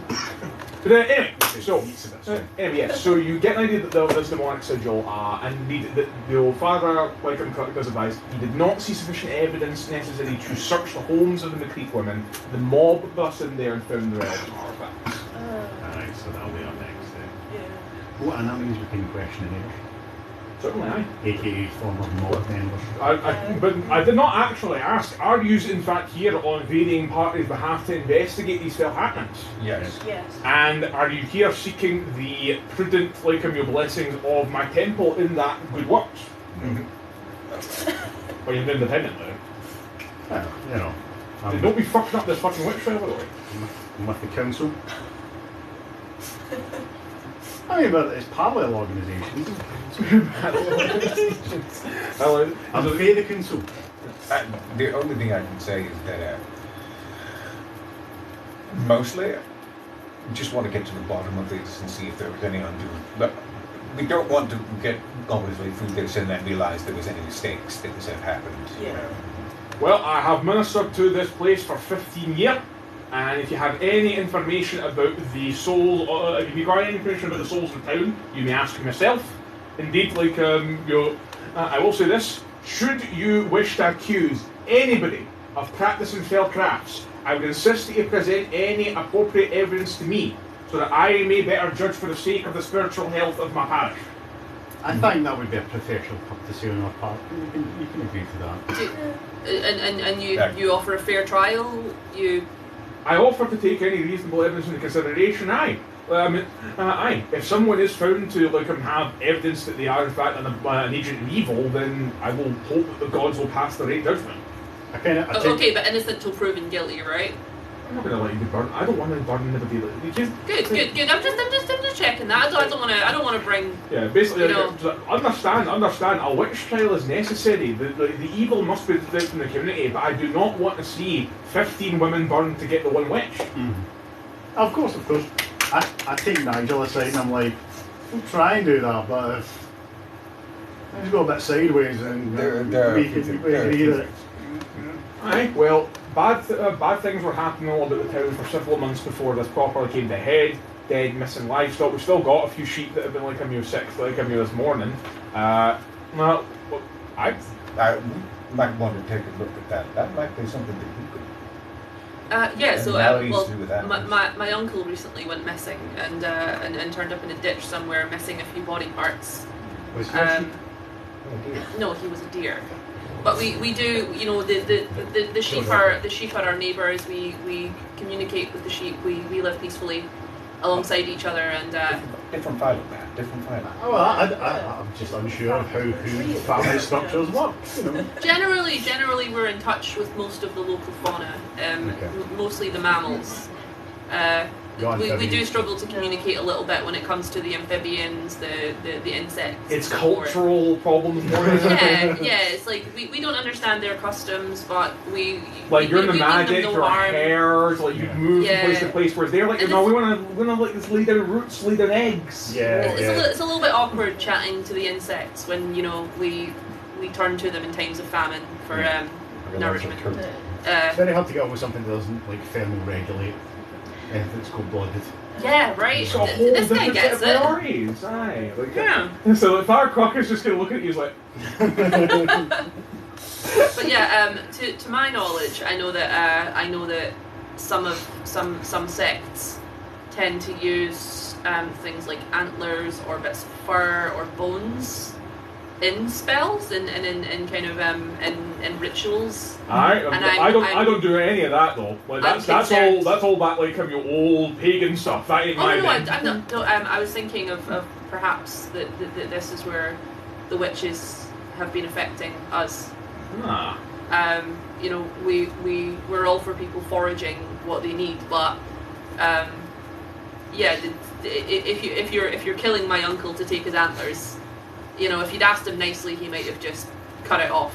They grow back anyway, but. Father Crook is just thinking of all the hunters that occasionally come in here, offer confession, but just they killed somebody's uncle at some point.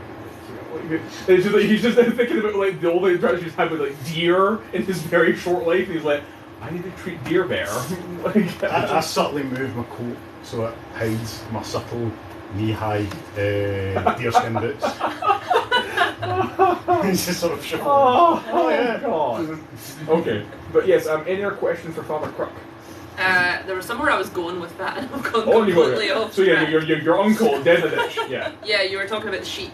Yes, so like, You were asking me if I can commune with the sheep and find out. kind of see if there's any, see if the sheep have seen it. Well, you can talk to living sheep, and then you, with your like I can talk extensive, to the dead one. yeah, you could potentially like you'll do an autopsy of any like your weird sheep, right? Yeah. And I can do spectrum of the accused, or former accused house. Ah, the McCreich home. Yeah. Ah, yeah, okay. Okay, and what about yourself, Sir Grim? Are you doing anything in particular, or are you just wanting to go around as muscle with one of the other teams? Just kind of sit right here and muscle people and be intimidating in the corner. Okay, right. Just Well, in that case, going who on your blades. who would appreciate Sir Grim backing them at this point?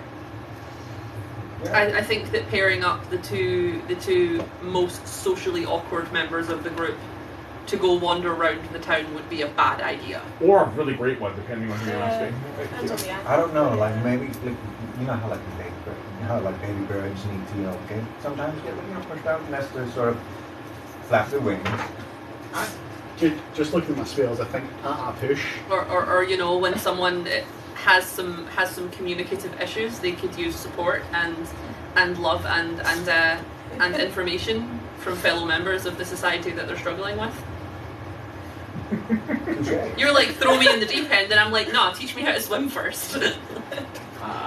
Okay. So, okay, so I think potentially Sir Grim, you might potentially want to go with it, or talk to the wizard then. Like, I mean, Not to be meta here, Oh, but yeah. would it be best if rather than split the party, we just done one after the other? oh, we could do that. Yeah, it just makes it. I mean, here's the thing, like, it's a big, like, abuse, and there's a lot of things you do. But yeah, in that case, if you are wanting to just go solid by solid, where would the first point of call be? Would you like to potentially go in and talk to the, living herd, or you literally want to, like, see if you can find some of the dead sheep if the farmers haven't destroyed them yet? The farms are kind of within the town, or They're on the outskirts of the town, yes. so we can get to them fairly You can easily. get them fairly easily, yeah. Like I said, you've got the actual main town itself, like the square section with all of the communal buildings that are like used by the different community members, few storefronts, etc. The main inn, different houses, like and then you have on the outskirts the actual farmhouses where most of the farmer and rural workers are living. You know, town centre basically just a meeting point. Yeah. Oh, okay. I think the sheep thing first, because like the house is being knocked out. Like, Yeah. I don't know if you're thinking any different. Plus, Could I maybe swing by the alderman and just sort of surreptitiously ask him, maybe if I don't know, like, not like setting up a roadblock or anything, but maybe if he'd got a guard or two or similar I mean, they got, town folk, just to keep an eye in the area. they got they're a town of 1,000, so they've got maybe 20 to 50 men at arms that kind of patrol around places, hunting out, looking at advances. It's mostly volunteer folk. My organisation would be terribly grateful if just I've got a couple of local constables just to I'll swing it. on the down low, just keep an eye. I'll swing it past Alderman Cant and Alderman Affit. They're the only other ones that might have objections. You can all do your best, and I would deeply appreciate it. Okay, so yeah, if he goes off to immediately call upon the other alderman at our house, apparently, and indeed leaving, basically Lena calls that managing a home by themselves along with her 3 children, and then the other members of the town floating about. Okay, but you're heading toward the sheep, yes? Mm-hmm. Yeah. Before we leave the temple, is there and those little things that are filled with holy water or anything like that? Oh, you want some holy water? Would you like to pay for it? I can convert you. I can do a baptism right now. You don't have to get a bowl. It's like, come on, we'll get you to the new religion. No, sorry. I was mostly just looking for a drink. You want holy water to drink? No, I was asking you out of character. Are there any altars? Is there holy a big water bowl in of them? that? Yeah, there is in fact a big basin for blessing or something. You come in as you would any. Yeah. So on my way, I'm just like, do you mind? And And then he's like, no. And then I just kind of stick my face in and take a large slurp. Thanks, bro. And then He's just like, I have to go and re-bless that entire fucking font now.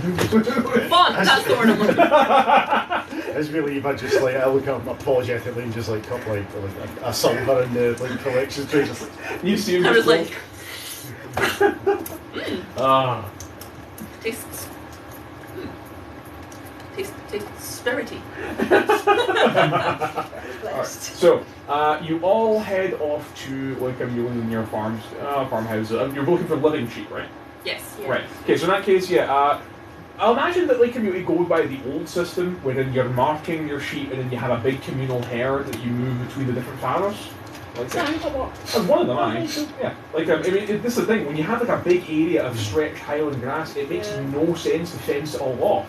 Like so. Common land. Yeah, common land. That is the common. So that's what they do. Like so you'll see basically every different household's got its own like tags or its own like colour for the sheep, and they're like coating it. And you see the sheep going off, like and interacting with them, and the farmers like in various folk do it. And then we see one of them. It's like women working the fields is absolutely normal too. Yeah. So you see a young woman like I'll say that this is indeed. No, she's a good wife. She won't be like. I'll just say that we'll just create a new PC for this case. So yeah, we'll quickly put the father, and then we will head towards the farm. Nice. Disappears. That's an impressive trick. Well, Yeah, let's go with Figure the raptured. Old Road 2. That's what it It's is. his favourite part. He was put down. So, are we on the Old Town Road? Do you want me to wild shape into a horse right now? Because I can do that. Alright, so, yeah, like, and we'll see that you see you see like a young girl of maybe 16, like you herding the sheep, just like away by. She's saying to like one of the dogs that like moving on. Like come by, come. Oh, hello. Hi. Sorry. Antler of the Wildlands. Do you mind if I speak to your sheep for a second? She's just staring at you like recognizing like okay. Well, first of all, my name's Claire, like Donnelly, and you want to speak to my sheep? Yes. My sheep specifically. Yeah. So there's been some goings on around here, and just we wondered if the sheep might have some insight that could help us. Recently. Like she kind of looks at like all of you, and then like it's a magically inclined. The ability to use. she like immediately like she threw her hand like as she could tell she's immediately clutching a holy symbol like. It's like speaking to animals is indeed a sanctioned form of magic. In fact, it's barely even magic. It's more of a parlor trick, really. So you really have no reason to worry. Hey. Make a persuasion check, DC 12. What? Can I help with this by basically saying... I'd like to ask how you think you can help. Go on, yeah. So, essentially, it is. But obviously, you're familiar with the old ways, correct? Does she ken the old ways? She's like, I ken the old ways, right? So obviously that is a very fundamental part of history, and also to do with nature itself. So it is a very earthen and strong heritage that is part of that. While he's doing all this spiel, I'm just chatting to a sheep. Yeah, like I'm being very distracted. I was just going to say, DC 12, I got 14 with my bonuses, so like she's convinced that you're just still talking at her. She's like more along the lines of just like it's very strong. It's a very strong magical basis of like nature and stuff like that. It's nothing sinister. Okay. Just to reassure. Well, so between the pair of you, I was going to say like your help would mean you can roll that with advantage, but I don't think you're fine. 14 is good because it's going to be DC 12. So yeah, usually she's like, okay, but like you're already what obviously. Well, I'm basically sitting on the ground and I've pulled some oats out of my pocket and I'm like. Indeed, and this is a beautiful, beautiful flock of black-faced, like Scottish, like a ewes, as you'd expect. Yeah. Okay, so like a ewe. All right, pal, what do you want? Hey, buddy, how's you doing? Sean, how you doing? No, it's not Sean, you daft bastard. My name's Alice. His No, name's my name's Sean. I'm having flashbacks to an actual farms. She's like, what do you want then? So there's been some wait. I'm basically gonna get I grab Yelena over and I'm like, hey, so this is Alice. Nice. Very nice. She So says, basically you hear ma and she says Translate what she's wearing a pair of wool leggings. yes. we thank you very much for your contribution to our. I should bloody hope so. Very grateful. Very warm. Here, I pull out another, just the entire little paper bag of oats, and I just place it in front of Alice, and I'll be like, listen, those are yours for later. I don't know. Here's the thing. I don't know if sheep necessarily like oats, but I think Alice likes these oats. Yeah. Pulling out a pipe, and just a pipe that's about that long. So, what are we asking? Like, how do I word this? Like, to a sheep? So you're just wanting to ask if, on their travels around the field, they've seen any sort of any females like looking a bit shifty, doing stuff they shouldn't, like going in Okay, so that's like a mute. Wait, just like, oh, you mean the Lost Sisters? The Lost Sisters? Oh, it is bad business, the Lost Sisters. It's bad business. I've got a tally mark going along the buttons. No, I haven't. Can you describe the They actually Lost said Sisters? bad in common. It's just like they have been taken from us. They've been taken. Who's been taken from you? Some have been stealing from us in the night, and we have been crying out. Some have been found dead, torn up by the beasts of the wild. I translate this in exactly the tone of voice that you're telling me in. Okay. It's just like a mute. It's been terrible. But the worst are those who have been touched by the badness. So everyone else is just seeing a sheep scream in my face right now. Can you ask them to clarify what they mean by badness? Yeah, can you clarify badness?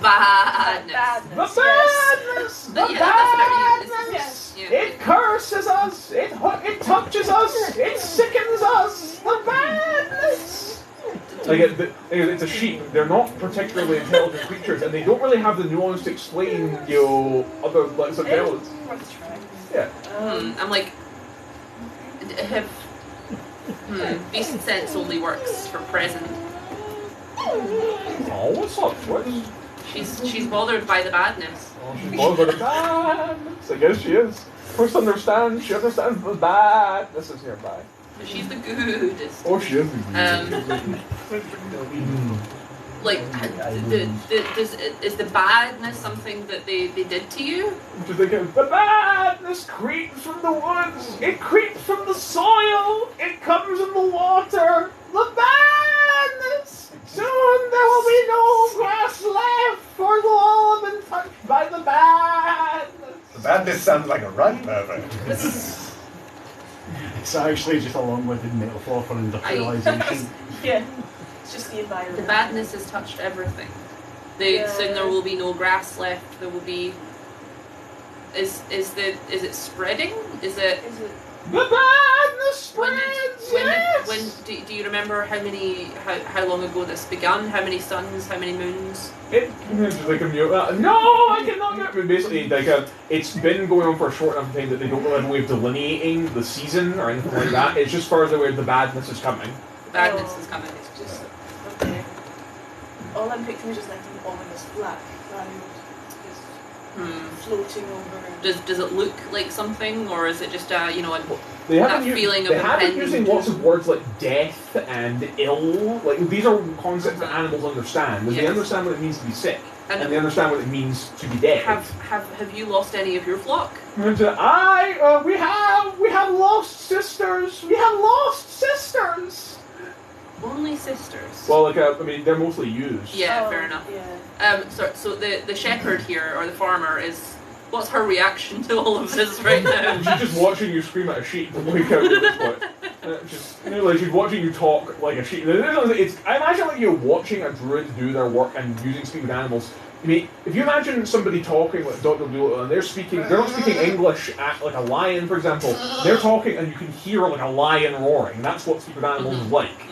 So in this case, you're talking like you're a sheep and they're talking like they're a sheep. Yeah, I'm just wondering how freaked out she is by this. She is like. She didn't seem to know that like animal speech was a thing. I mean, she's basically just thinking, man, the old ways are fucking interesting. just wait a minute, you can talk to them. This could make my job so much easier. I mean, that's the thing.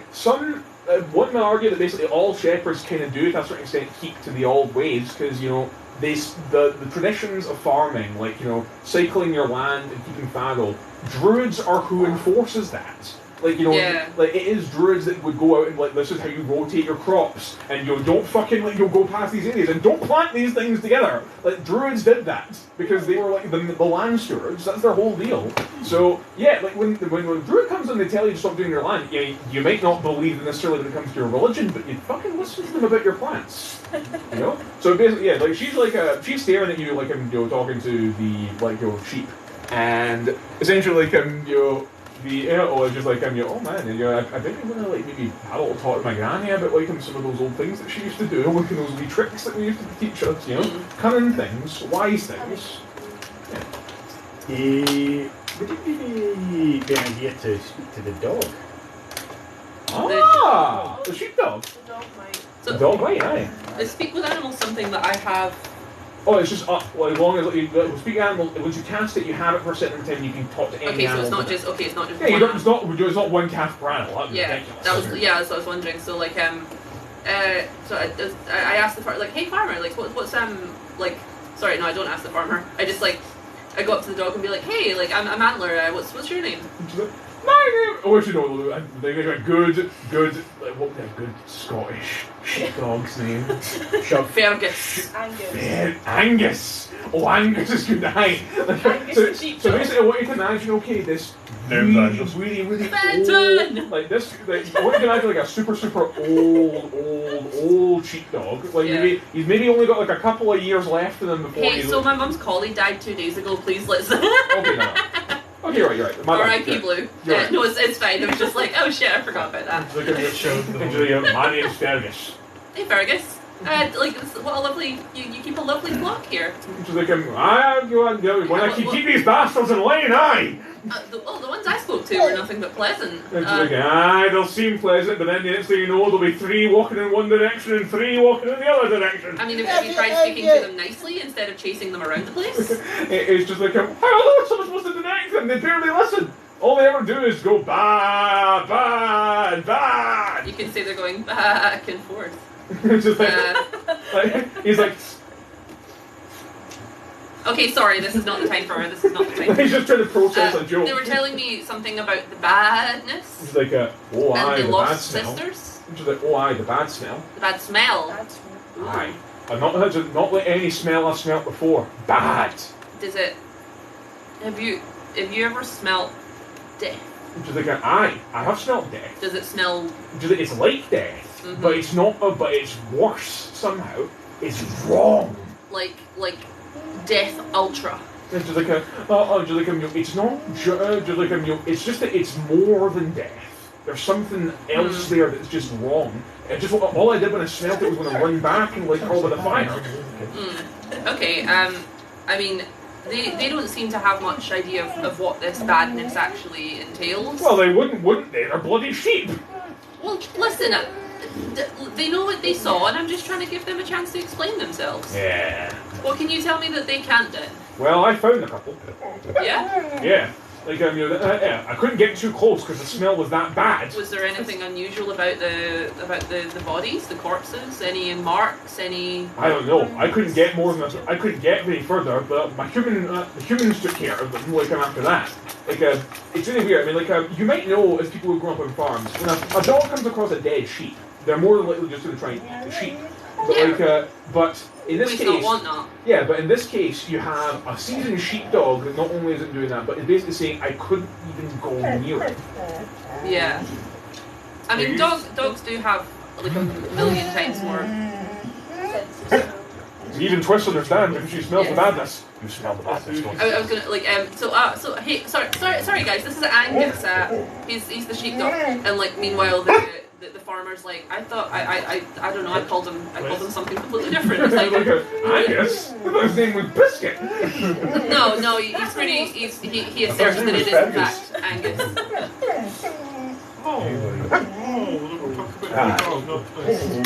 But these are currently some of the noises that I'm making. Is that? Yes, but yeah.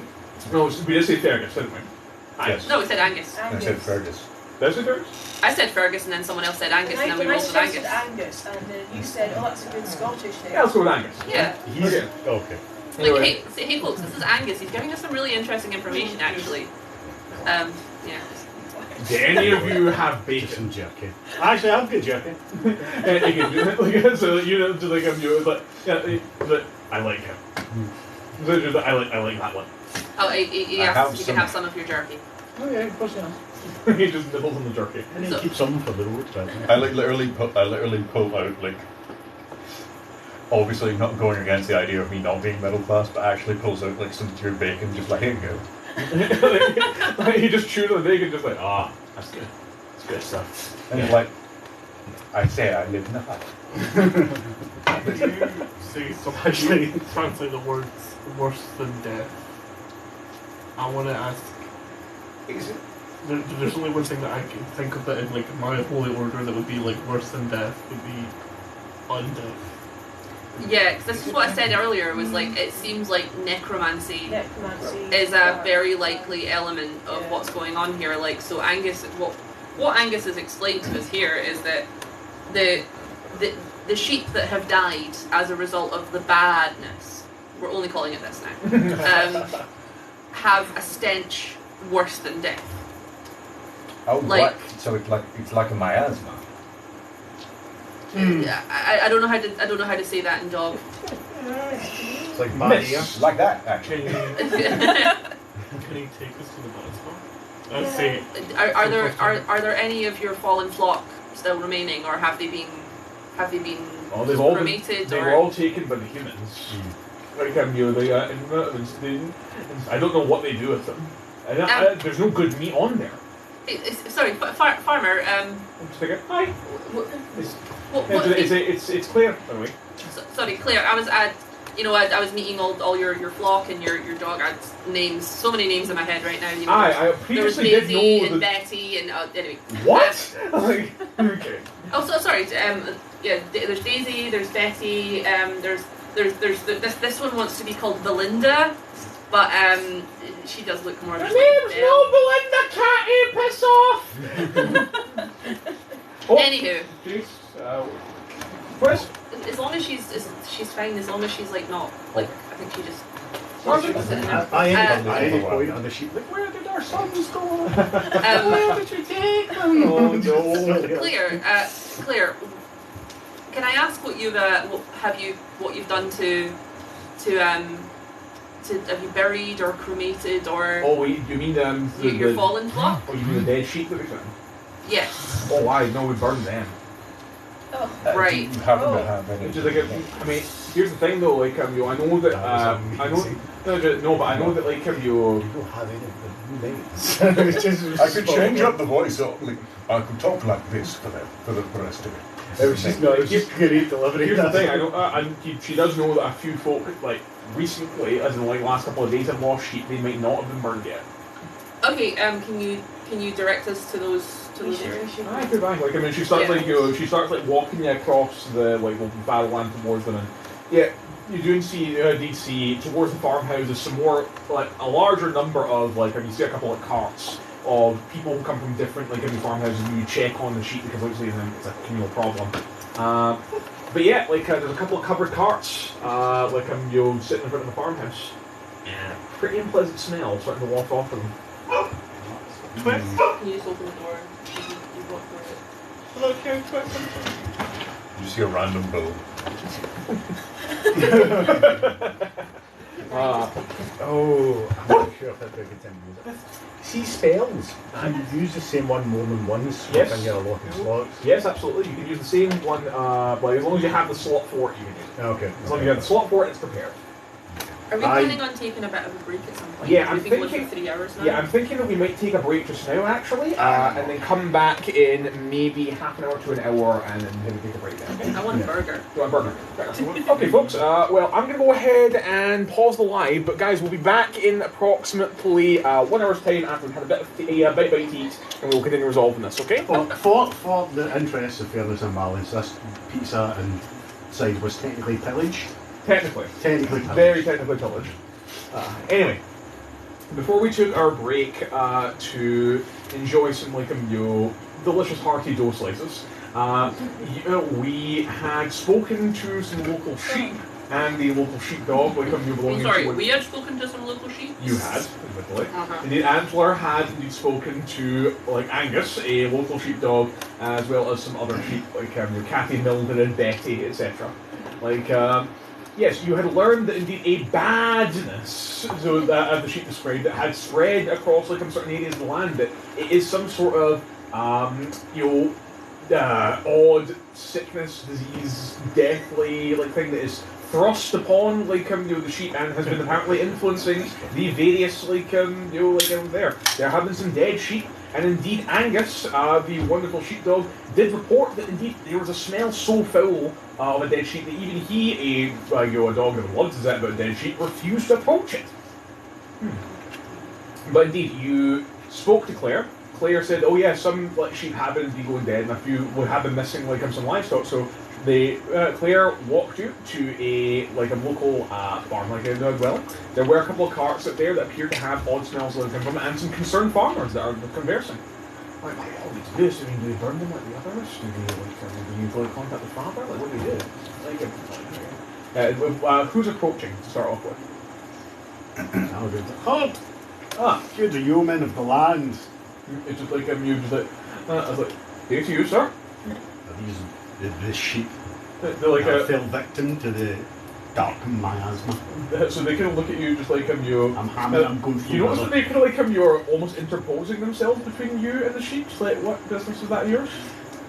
My business, at the bequest of the local council and the local Temple of Light, as part of the benevolent council of knowing mages, I'm here to investigate these matters for the good of the realm and yourselves.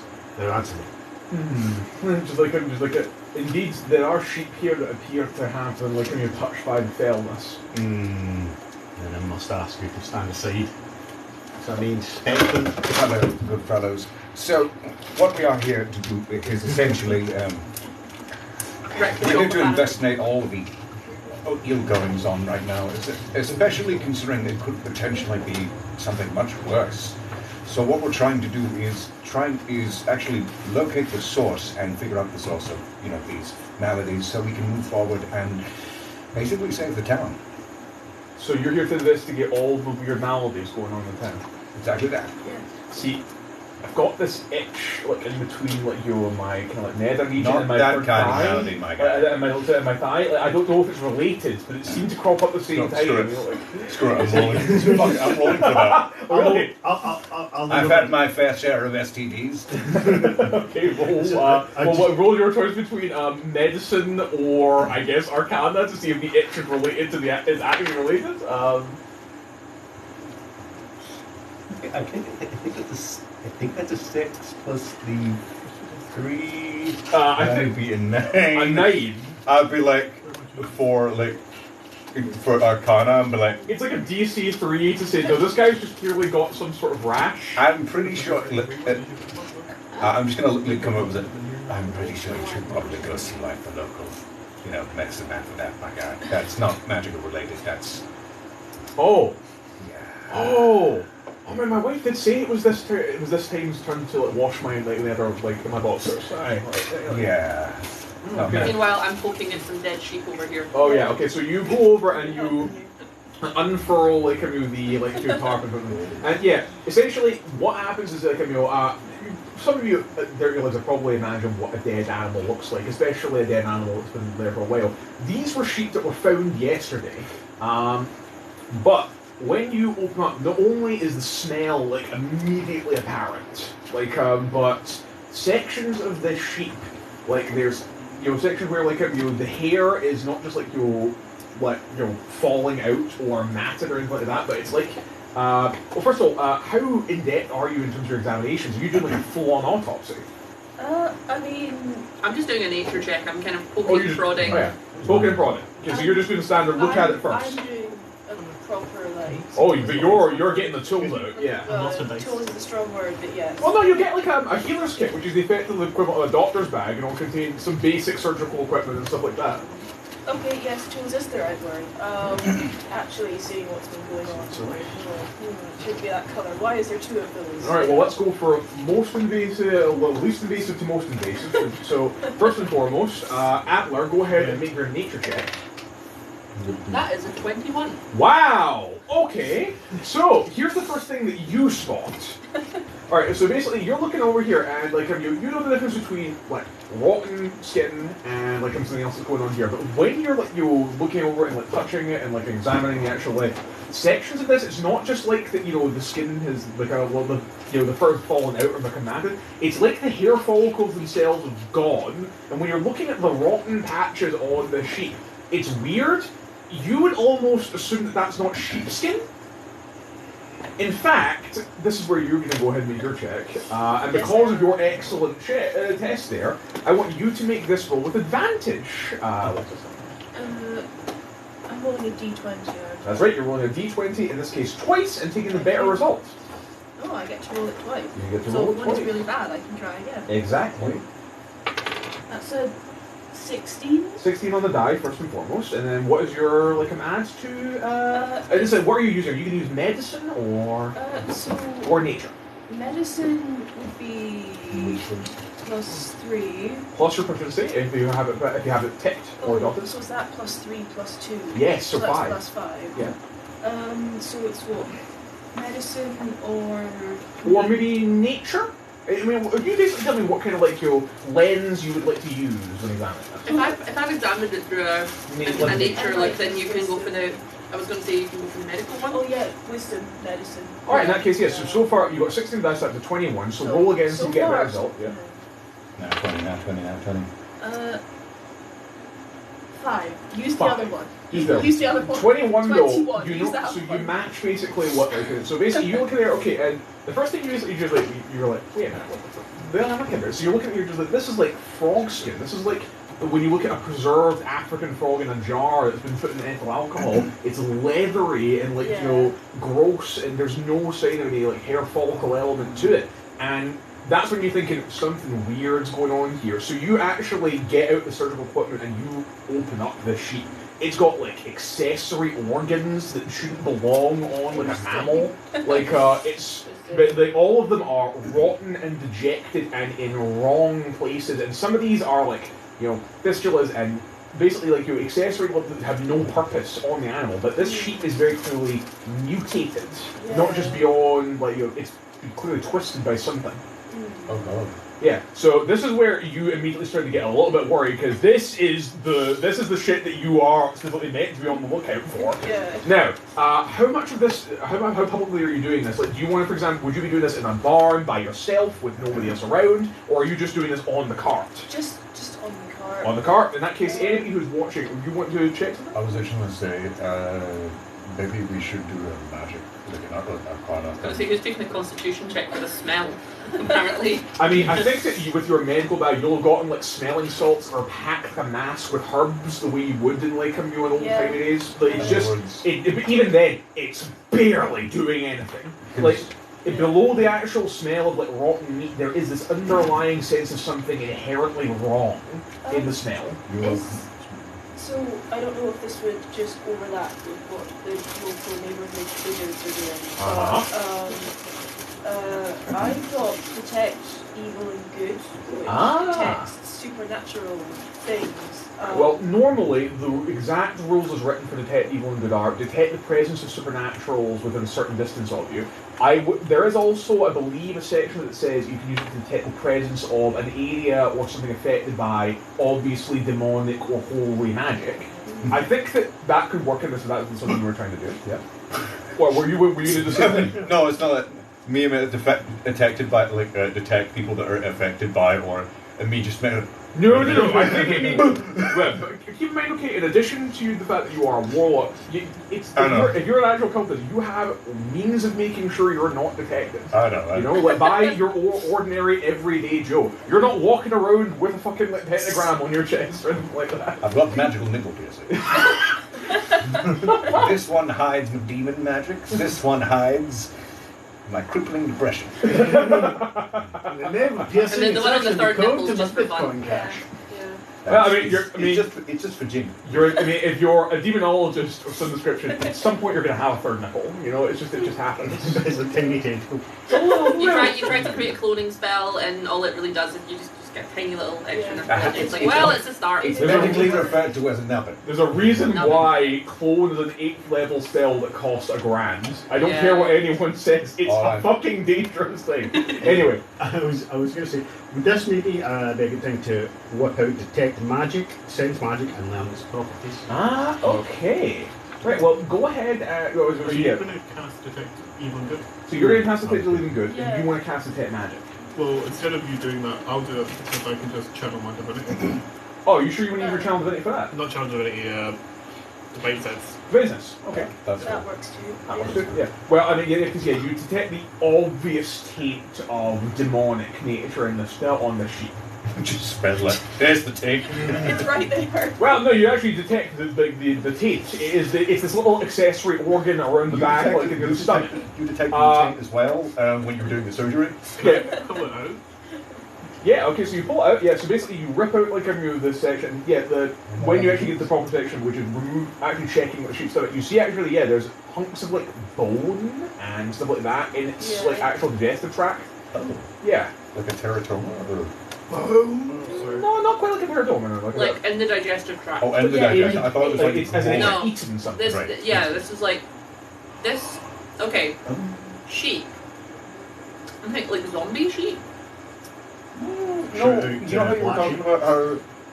Like, obviously some, obviously, prey animals do have a habit of eating smaller prey animals. Not sheep. No, sheep. No. Sheep.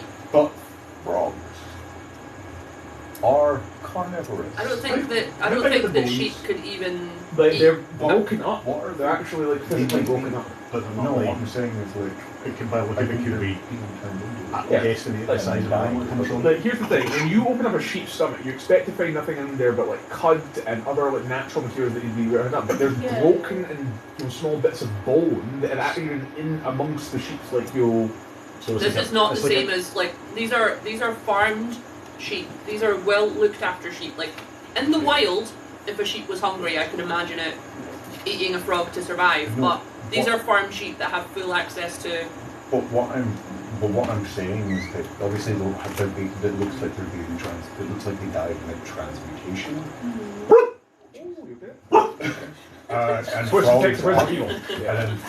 And frogs are kind of depending on the species of frog, they're either carnivorous. So maybe that's part of the being turned into a frog thing. Where did you get the turning into frogs thing? I did say the skin and some of the organs they've got. They have accessory organs that would belong to amphibians. They have rotten frog-like skin that the hair has physically like fallen out of because there's no longer follicles to attach. Yeah, so it's like.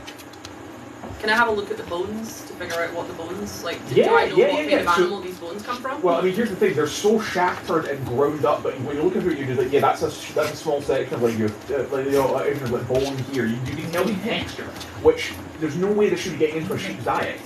But looking at these and doing a nature check, even with disadvantage, can I see if I can figure out what animal these are from?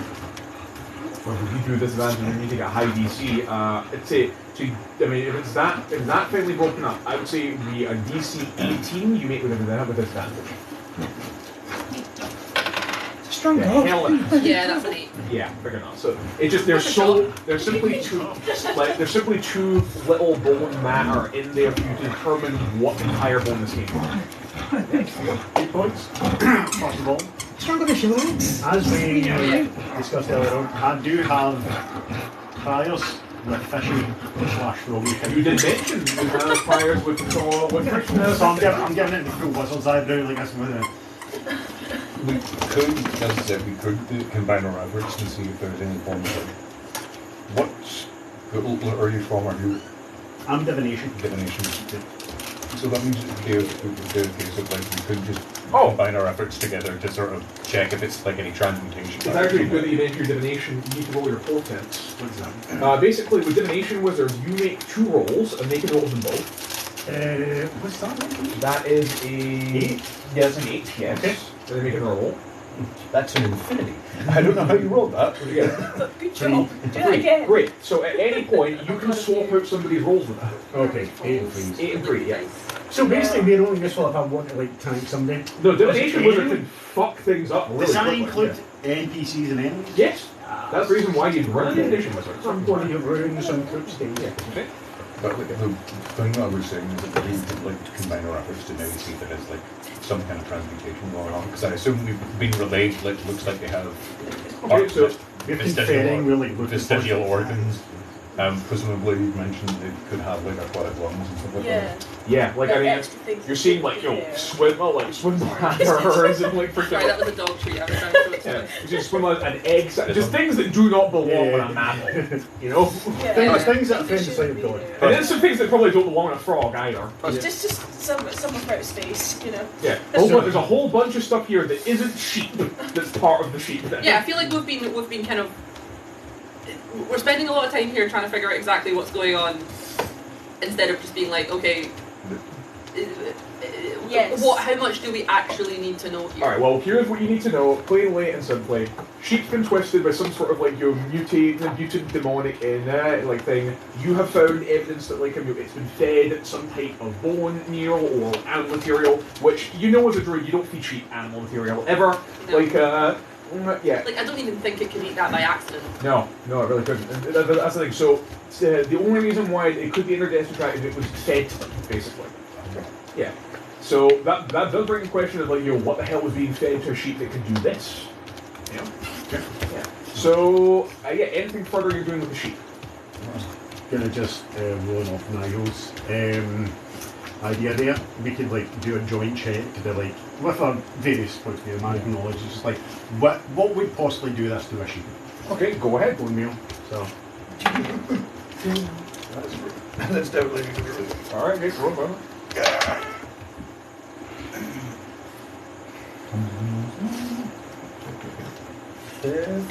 15, not bad. Okay, so essentially you know that like if you were to, like if it's not impossible for someone to create a hole or a draft for powder to slip into some type of food to cause sudden mutations or twist them or inflict some sort of horrific injury, these are things that are not beyond Diabolus. You yourself maybe even dabbled in a few of these things like over your days. Yeah, but like the fact they were able to do it to that many sheep, and apparently this isn't the first time, indicates something else though, because that would imply they have access to a lot of magical power that they won't be able to summon on a lot. You know? So you could maybe do this to an individual, like, if you were to get the time and resources. They're doing this to multiple livestock. Well, that's... Is this the same? This could be the same because, just to fact check myself, one of the things we did hear about the fact is that there's a lot of people being turned. There was, I think, you mentioned there were people being turned into frogs. No, I didn't mention people need to. I said the sheep are becoming frog-like, or they look frog-like. When we were talking about being brought here, essentially, like that was obviously there was the hit. No, I didn't mention anything being turned into frogs. Oh yeah, anyway. yeah, it's just a nice translation down the grapevine. Yeah, but no human beings have been turned into frogs. That's what that is. But yeah. But it's like, well, this is definitely. Someone would have to be pretty powerful to do this on a large scale. That much I do know. Or they need help. Or at least more than one. Patron, perchance.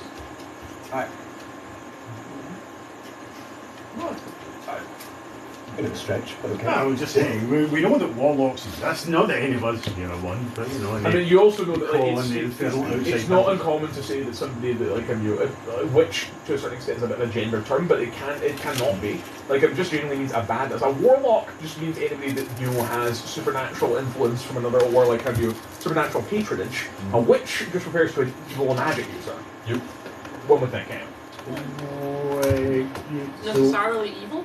That's the implication generally. Like this being said, much like much like it would have been in the 13th century, it just gets thrown about. Like anyone who and even then, witch isn't the only term you use. You could also say sorcerer, diabolus, that kind of thing.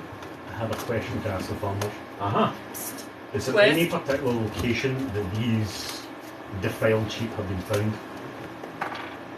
Well, now that you mention it, they were all found around woods. Like, we Just woods in general? yeah, or like woods? essentially they clear cut like a whole bunch of like area for pasture, and to like have a good place for grazing the sheep. But there's still sections of woodland towards the north of the village and the south, like like where occasionally they'll go for logging or hunting. I have a plan of action. Uh-huh. I'm not sure. It's just what I want to pass you guys first. I've got augury, divine a course of action as a spell. Aha. So how about two ideas for paths followed up and see is going to the house of the original accused and just investigating that. Or we go to the site where the most recent defiled sheep was found, I'll whip out an augury. Might point us in the next direction. Fair enough. Yeah, that would be a bad So, idea. so what would the course of action be dividing with the augury be? Let's get to cross action. Where to go next, I think, would be. That's too general. Yeah, that is too general. Like, you need it. You need to kind of idea, like, what is your intention, where are you going. These are things that are important in magic. Where would we? I don't know. Maybe where would we find? Where would we find who caused this? Yeah. Ah. Okay. Well, the thing about like augury, in terms of how it works mechanically, is that you get one of three possible answers or no response, Okay. and that is wheel, woe, or wheel and woe, which means basically good, bad, or good and bad. Okay, so the answer to that would just be bad. So we would. Maybe, Or we're actually really just if we do this, what will the outcome be like for us? Okay. Like, or if we do this, like, what kind of like what are we likely to encounter? Yeah. That's what augury does. We know what we're going to be bad, but we're going to try and look out whoever tried to do it anyway. So augury might not be the best move. I was going to say, like, you could check your. The one thing you could say is, we know where you probably find something at the site where they but like we don't know if we can find anything at the old house. Yeah. You could use augury to divine if it would be a waste of our efforts to go to that house. I'll also point out that, like, you had a whole village full of people that you can talk to about anything. Like, you could ask them about, like, the women involved or what they were like prior to it. Yeah, like, there's been recent mob justice, they've been violent about state, but everybody still knew them and has feelings on them. But yes, Just trying to Given that, I think maybe just searching the house might be the best idea. Because the only other idea I'd have is detect magic, which is sense magic and then its properties, but we'd have a rough idea of what the properties of the magic in question is. Okay, so far I'm hearing potentially investigate the house. Investigate the house. Anybody else got any objections to investigate the house? If it sure does sound like it's going to be poking a dead sheep. Okay. No, you just did poking the chick. Yeah, but Oh god! But I'm now sorry. we can just I just realised I'm being a dead horse joke. Okay, right. yeah, but I'm literally poking a dead sheep, and it sounds like that might be a slightly more pleasant activity, so I'm down. Okay, so in that case, yeah, you head back into town, and yeah, you can see the various like people going about their business, and you find yourself at the now vacant property of the McCreich family, like where formerly dwelt like the widow like Greta and her daughter Jenna, and formerly before that their dearly departed John. John.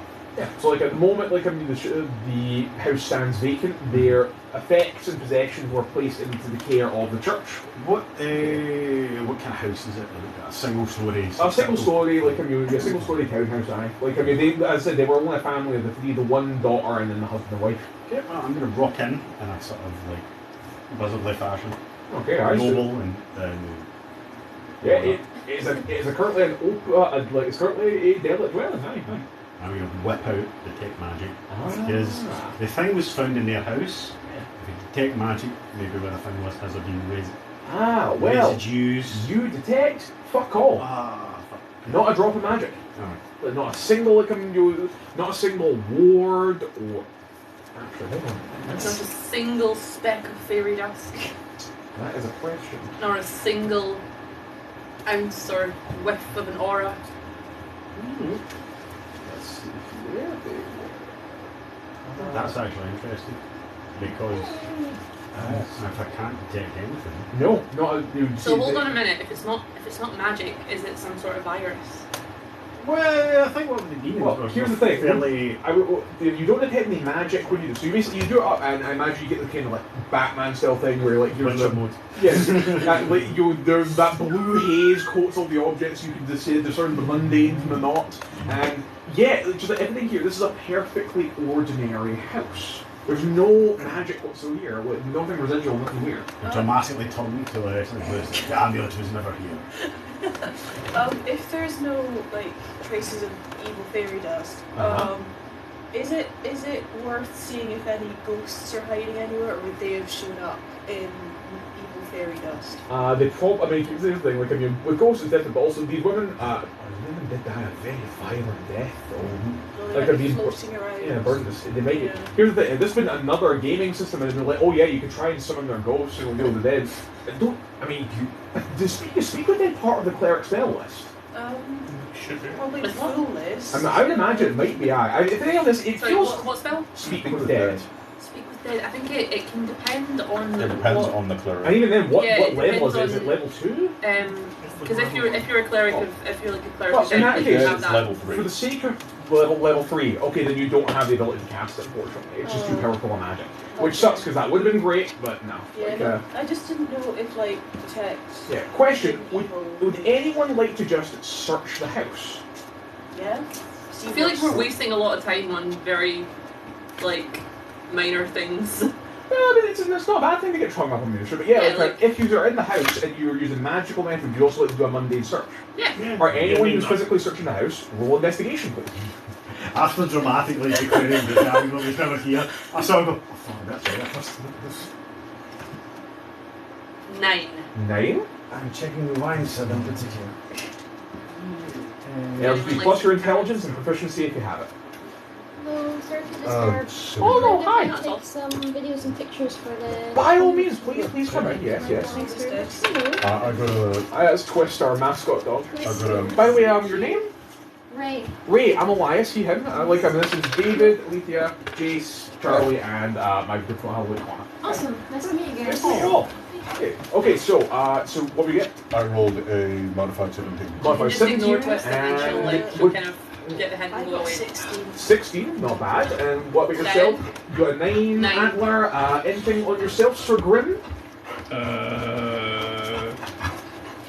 No, that's a combination. Nope, that's a 9. So just can't see anything past that visor. And then what about yourself? 16. 16. So we got joint 16 and 17. So basically, all three of you like are just like like I basically imagine like you're like there's nothing magical in here whatsoever. Just like I can't sense the spirits, and basically just like.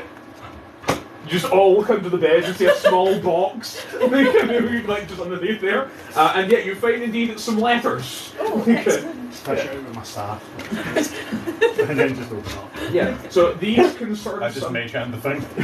Oh, I should mage hands. No. You are all thinking correctly. Not gonna lie. Like when there's witchcraft afoot, don't just go touching things. Like. But anyway, yeah. So you reach into the and yes, there is a small like metal box that contains some letters. Is anybody reading them? Reading isn't my strong point after living in the wild for a You have while. another mage hand, yeah? I'll hold the box. You check out the letters. We're not touching Yeah. this. I need to clarify, wasn't it? Box of completely ordinary, mundane letters. Fair enough. Who can actually read here? So me, you. If you have an I can read. I wouldn't say it's. if you have an intelligence Yes. above 10, You can read. I can read. I Who think can read there's- yeah. common? No. Yeah. Because you could probably read Druidic completely fine. I know that's how Yeah, I it's can speak Druidic plus one more language. It's like one of the things of like. You can, no, most people can read common. Yeah. Like, it's phonetic, so that's the benefit. I was that just you like, have. yeah, I was just thinking character-wise, it's probably not Yeah. something I would jump to. Either way, you pick up some letters. These are a series of letters. Some like receipt letters, and others like no, not even carbon copy, but they're all letters essentially from one of the local aldermen. Specifically, it is an alderman. Let's see here. Yes, an alderman Christ Affet. Where is it? Okay, is it Affet or is it Kant? I forgot which. Hold on. Well, that's my Steve Kant. No, actually, yes, it is. It is in fact Christ Affet. Yes. So yeah, yeah. So Christ Affet basically. I'm very glad to hear about sobriety. Yeah, so Christ Affet has been repeatedly making essentially query to the McCreich women about land ownership that they had in like this area, like in small parcels of farmland that they had built on fallow, like as well as ownership of their herd over there, like herd, like because they had a farming family as well, like but yeah, basically it was repeated, and one might argue often pointed letters demanding like right and access to some of their good things after the death of Poor John. They attempt to muscle in on their inheritance. So it looked like Anna was never here. They were in dispute with a local alderman. He stitched them up when the when the witch panic arrived. Leaves the question where the amulet come from. Yeah. Aye, And the only person I think we can ask about this, without searching the whole town, and without giving their game away against Alderman McCreich, is the priest again. Okay. So we go back, ask him who gave you the amulet. Okay. So yeah, like Father. Yeah, so Father Cut had been like dusting the place where he assumed that like sort of Grim might go to kneel before the altar again. Just like oh, how you doing? Like good to see you back. I'm doing the ominous walk in with the staff. Just like the ominous wizard walking. He's like, oh, he's like, oh bloody hell! Look at me! Just like, all right, it's a business then.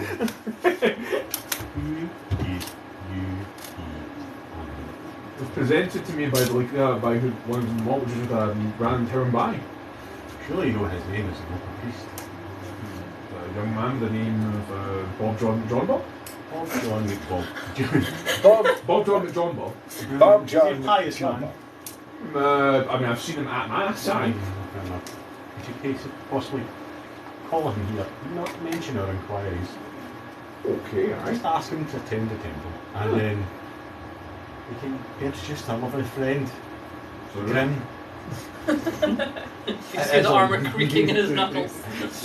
Okay, so yeah, indeed, this man is like him brought in, so just Bob John McJohn Bob, like him is brought in. There's like him, hi, I'm Robert McJohn Bob, son of Robert McJohn Bob. Can you get that intimidation?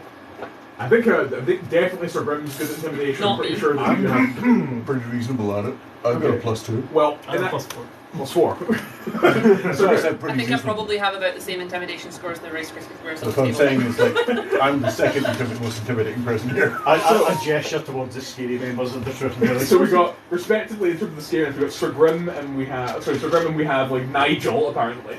So yeah, I'm very curious as to how like you who have said that your character currently looks just like Matt Berry are going to be intimidating in this situation. Have you ever been like strung up by Matt Berry? Do you know what the size of him?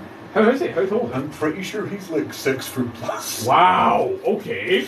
Right, so in other words, we have you, the hulking, like terrifying, like academic, in your weird, like class robes and shit, and then you, the pitted, rusted, bloody crusader, that just looks like wandered off the field of Antioch. No, Matt Berry's the same height as me. I'm pretty sure. He's like 5'10". He's 5'10". Yeah. Sure. You just rip off your coat. How do we get off Matt Berry's height? Just. Okay, just absolutely python. So anyway, you know what I'm thinking of? He wears a lot of platforms. Bob John McJohn Bob like, looks up at the pity. He's like, oh bloody hell. So basically, I wouldn't know what questions you're putting to Bob John McJohn Bob. So, who gave you the amulet? Gave me the amulet. I wasn't given the amulet.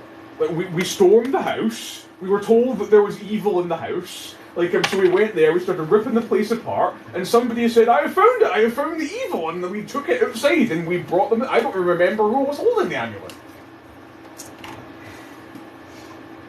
What did you roll? What did you roll for intimidation, Charles? Oh, 12. 12. 12? Okay, yeah, well, I mean... I rolled an 8. Yeah, I would say that's... That was... because I would I'm say helping you, so... Advantage. Yeah. Oh, yeah, that's advantage, yeah.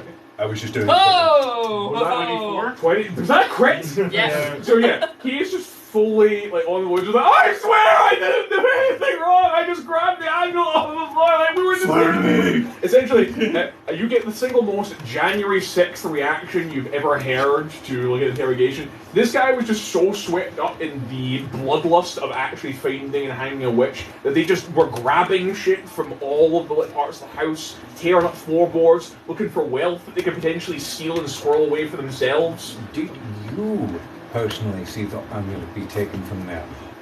Or was it someone else? I didn't see the amulet be taken from there, no. How'd you get hold of it then? Just like you, I think it was on one of their necks.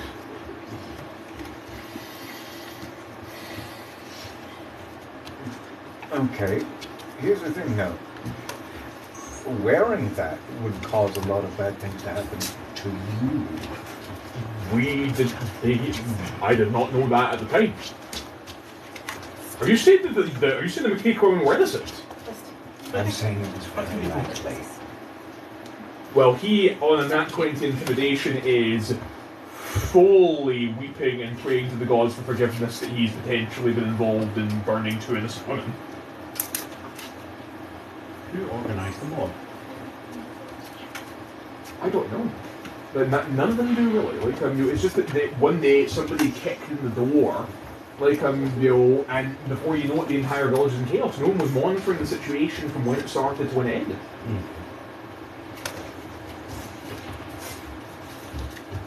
So in terms of lines of inquiry, we spoke to the priest, we examined the vacated sheep, Yep.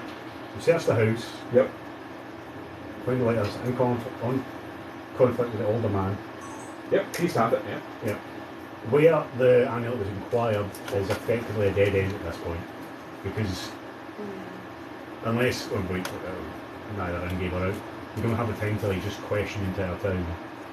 So the only thing we've got left is speak to the alderman or just. Anyway, also like tortoises, we have to put them in a box with some lettuce in the winter. And keep it going, I mean.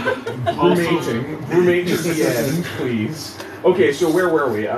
Yes. So. Thank you. Oh, no problem. I'll see you later. Sorry for the dog kicking you. No, I love the toy. Thank you.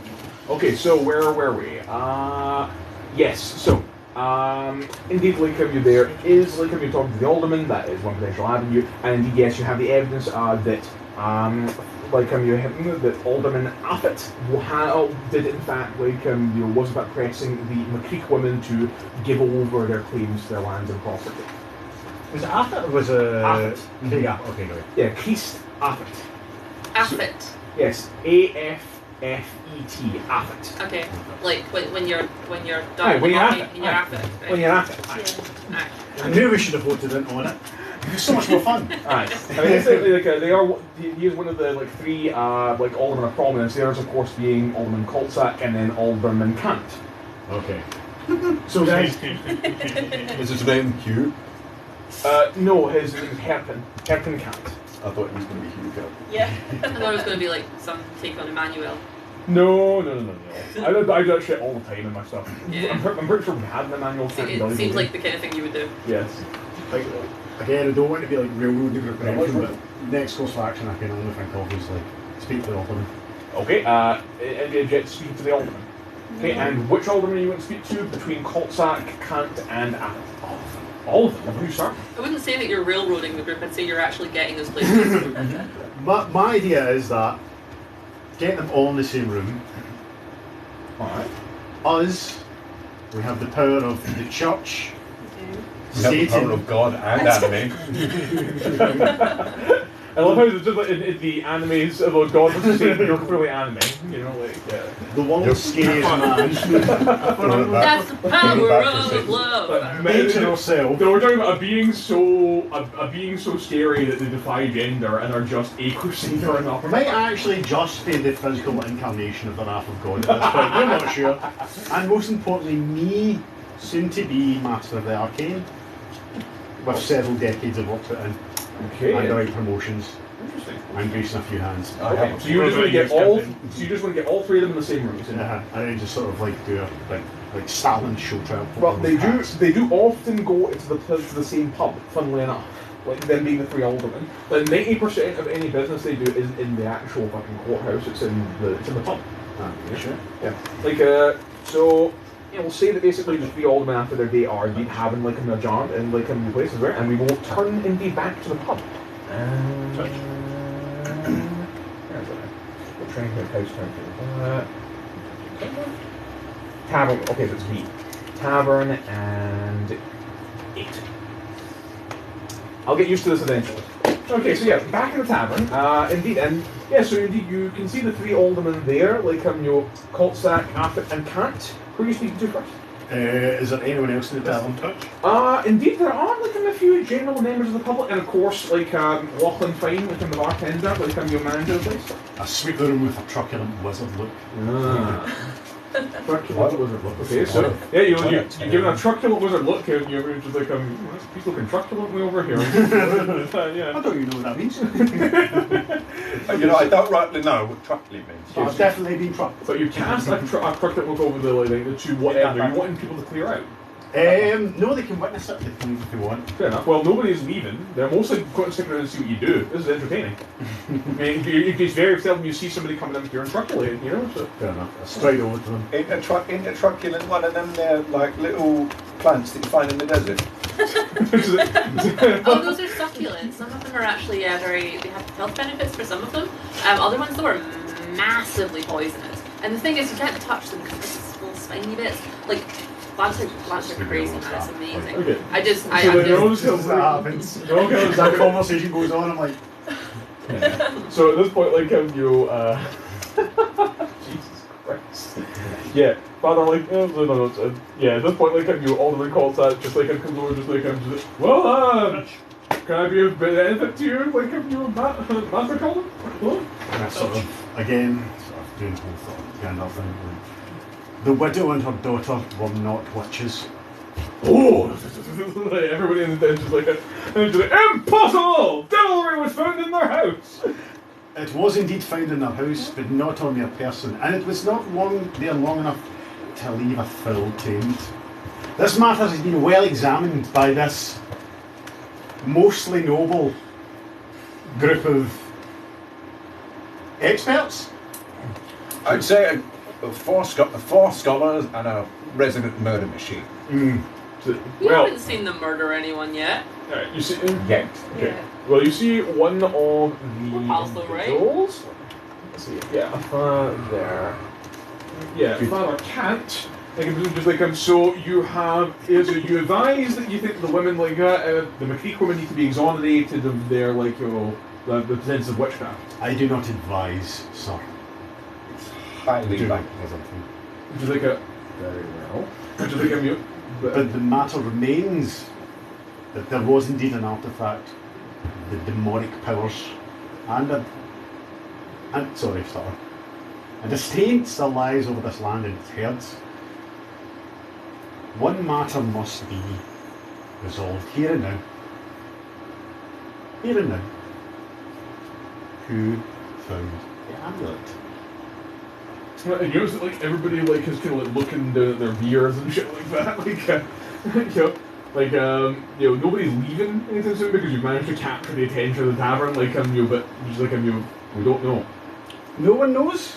I'm just gonna quickly just hammer turn the ground. No, I just pull my sword out and then I just like walk to the door and like bolt it. It's got a bolt. You just bar in the door. I'm sorry. Are we talking that you, a full-plated crusader, are just going to walk over to the bar door of a tavern and then bar that door with presumably what, like a broadsword? I mean, imagine I'll just like take a table and just drag it. He just stands there. Okay. No, you gotta be careful though. That's a fire exit. You know, just in. Okay, no. Like here's what happens. Okay, First sorry, of all, never mind. First of all, I'll clarify. There are women and children in this fucking place, and they are immediately concerned that this is going to turn to blood. Like they're like people are backing into corners and like like shit. Messing. It's not going to stop them. So who found the amulet? Would perhaps Alderman Creich know? He who was in dispute with the bereaved family of poor women. Okay. Mercilessly put to death. By this shameful town. Shame! One second. Where is like Father like where is Father like Affit? That's number 3. Let's see here. Oh, that is Father Affit in fact. So where was Father like where was Alderman Kant? That's a hairdo. Nice. Yeah. So this was the guy who was like So this is Kant. Yeah, this is Kant. So this is Kant. Oh, and then Affit is number 3. So this is Affit. Okay, Affit's the twink. Yeah. So basically, Affit is The other one's the big like. Affit, the dude you're accusing of like abuses, and just like, what is your implication, sir? My implication. You know the source of this devilry, this unsanctioned, malignant force that plagues this town. Confess. Confess. You're going to try and make him confess. I'm going to try and make him say something because I can detect thoughts. Oh! Okay. I just need him to say something. Okay. Okay, so interesting. So you're casting detect thoughts. Mm-hmm. Oh, hey, I remember one thing. What? I know command. Command only lets you do a one-word command. Yeah. What is it? Tell the truth. That's one word. It needs to be a one-word command. Just confess is one word. Confess. Ah, okay. Interesting. Okay, so this is going to be like Before we start interrogating anyone or asking them to politely tell us what they know, I can do something called Zone of Truth, which makes it harder to say a falsehood. There you Which go. might be helpful. Oh my god, they're stacking up. So respectively, we have detect thoughts and going to analyze this dude. Zone of Truth to make sure that when he does open his goddamn mouth, like it will be floating, and then you wanted to use command confess. It's literally just. In retrospect, we should have just done this from the start. That should have been like job 1. Okay. Okay. All right. Okay. We're paid hourly, but I have like you know those circle sunglasses, by the way. So it's about to go. It's about to literally just case of look over, just like Oh, fucking course. Is there anything you're doing amongst this, Antler? I mean, there's not entirely a huge amount I can contribute to this conversation. I don't. I think it was made perfectly clear to me earlier that I do not have the social skills to be trying to intimidate or This is gonna be- influence the upper classes It's of. going to be so funny then, of where you just humanity. assume that them telling somebody to confess to a crime and then actually confessing to the crime is just kind of how the world works. This is going to be so fucking funny. you're literally tell the truth. Okay. Okay, so in that I case, shouted at toddlers. so command will have a your wisdom saving throw to beat. And what is your spell save DC? I believe it's 14. It should be on the 3rd page of your character sheet. Top. Yes, 14. Alright, so it needs to be at 14 now. Freshman Cat does have a pretty decent wisdom score, but not better than a fucking 6. So, yes, so he deals the command. And now, I was going to say, I'll probably roll it again with disadvantage because of your zone of truth at this point. Not technically how this is going to work, but it just seems to make sense for streamlining purposes. Alright, so essentially, here is what happens, in the environment, alright, everyone's feeling this tension, you're doing this, and then you basically are just saying, confess, as it was the most natural thing in the world, with the zone of truth up, and then basically, I've been vamping. yeah, when you're with And that, I've been an absolute It's just like- queen. I've been sniffing at a vine on the wall, trying to Yeah. So oh Cat- wow, these are yeah. tasty. So It's Cat, trying to, like, take unbeknownst to away- himself, Just giving like, berries you know, to the scared kids. so Cat completely unknowing why this would be weird to himself, like with all the magical influence that's happening on him. Basically, so just like, well, yes, I did frame the McCreich woman getting killed, but I've been practicing the fucking devilry or engaging age of witchcraft. All I want to do is steal their land. Why the hell did I say that? Okay. At which point, both elders just look at him like. I'm also just looking at him like, and his wife was just like, the entire time was just like, kill him! So they basically just like, and so basically they're the word of Jane Lord, like, seize him! And he's being dragged out, and yeah, unless y'all are really, really quick, this is gonna turn on to a straight up lynching in a few minutes. I do arcane stuff to make he said, sorry, so how do we join the lynching? Oh, that's me, the first line. The first thing I'm gonna just do is just shout at the command ones. Wait! Okay, I want you to make an intimidation check with disadvantage. I think it'd be more I'm gonna persuasive. say this is DC 15 because you're Look, gonna command shaking the ones, entire that's room. fine. This is Just dragging this just one. Intimidation. Oh, fuck. Nope. Remember, it's with disadvantage, so... No, it's not one, it's a no. What? Oh. Oh, God. Wait! Wait, please! Yeah, frog your votes. Sorry, right as you say, wait, okay, somebody has taken a table leg and has just fucking domed Kant, like, right down the middle. Like, there's blood, like, he's like, ah! Like, there's blood dripping down his face at this point. So, yeah, congratulations. You called out the dude you suspected in the middle of the crowd, and he's now about to get killed for it. Hold on a minute. Can I try something drastic? Uh-huh. So, I can wild shape into a bear and do a massive roar. Can I do an intimidation on that? Yeah, 100%. So basically, just as this is about to come to a head and Abbott is about to be dragged out into the street and probably strung up in front of everybody. Very moment. Like, you wild shape into a bear and let a bellowing roar. I want you to make an intimidation check with advantage, please. 9. I'm a -1. I'm charisma at that though. So, yeah, I rolled a 10 and a 4 on the dice. Wouldn't it be the bear stats you would use to use? Not for The bears don't have charisma. You use the higher of whatever stats you pick when you wild shape. So if you have a higher charisma, you use your work charisma multiplier. Just the idea that bears don't have charisma. Just for some reason I was like, so incel bears? Well, I would say though, I would say that there is a rule in 5th edition when it comes to intimidation, which I've always loved, which is in the event that you have a particularly low charisma stat, you can use your strength in low charisma for an intimidation. Okay, I never heard that. Which makes so much sense because I find it really weird that a muscle-bound barbarian needs to be one of the most charismatic individuals ever in order to successfully intimidate somebody. It feels weird. Yeah, actually. I don't know. It depends how you want to play it. I mean, as a bear, you'd have a strength of 14. And also remember, you're rolling with disadvantage. You're rolling with advantage. Well, it was with disadvantage. No, with advantage. Oh, advantage. Yeah, because you're a bear. This is a great thing that he's been intimidated. Still a 10. Still a 10. Oh, sorry, still a 9. Still a 9. Yeah, still a 9. That your plus your strength. Plus your strength. Oh, so that as a bear, you have a plus 4. It would be a 10 with my strength. So you rolled so 11 6? was the highest I rolled. Wow. Okay, well. Yeah, I know, right? No, I'm just a really cute bear. Yeah, I'm just a really adorable. I'm going to drink one more rescue roll for the town farmers and peasants. Oh god. Okay, so essentially here's what happens. All right. Can I interrupt and just march through the crowd, dragging my sword on the ground, and then just grab the alderman by the throat with my hand, and then just like lift him up? So you're just trying to basically use violence, do it in a way to like appease the crowd, rather than like you try and directly go against the crowd. And then I'm just going to scream, "Not mob justice!" And then just raise my sword up.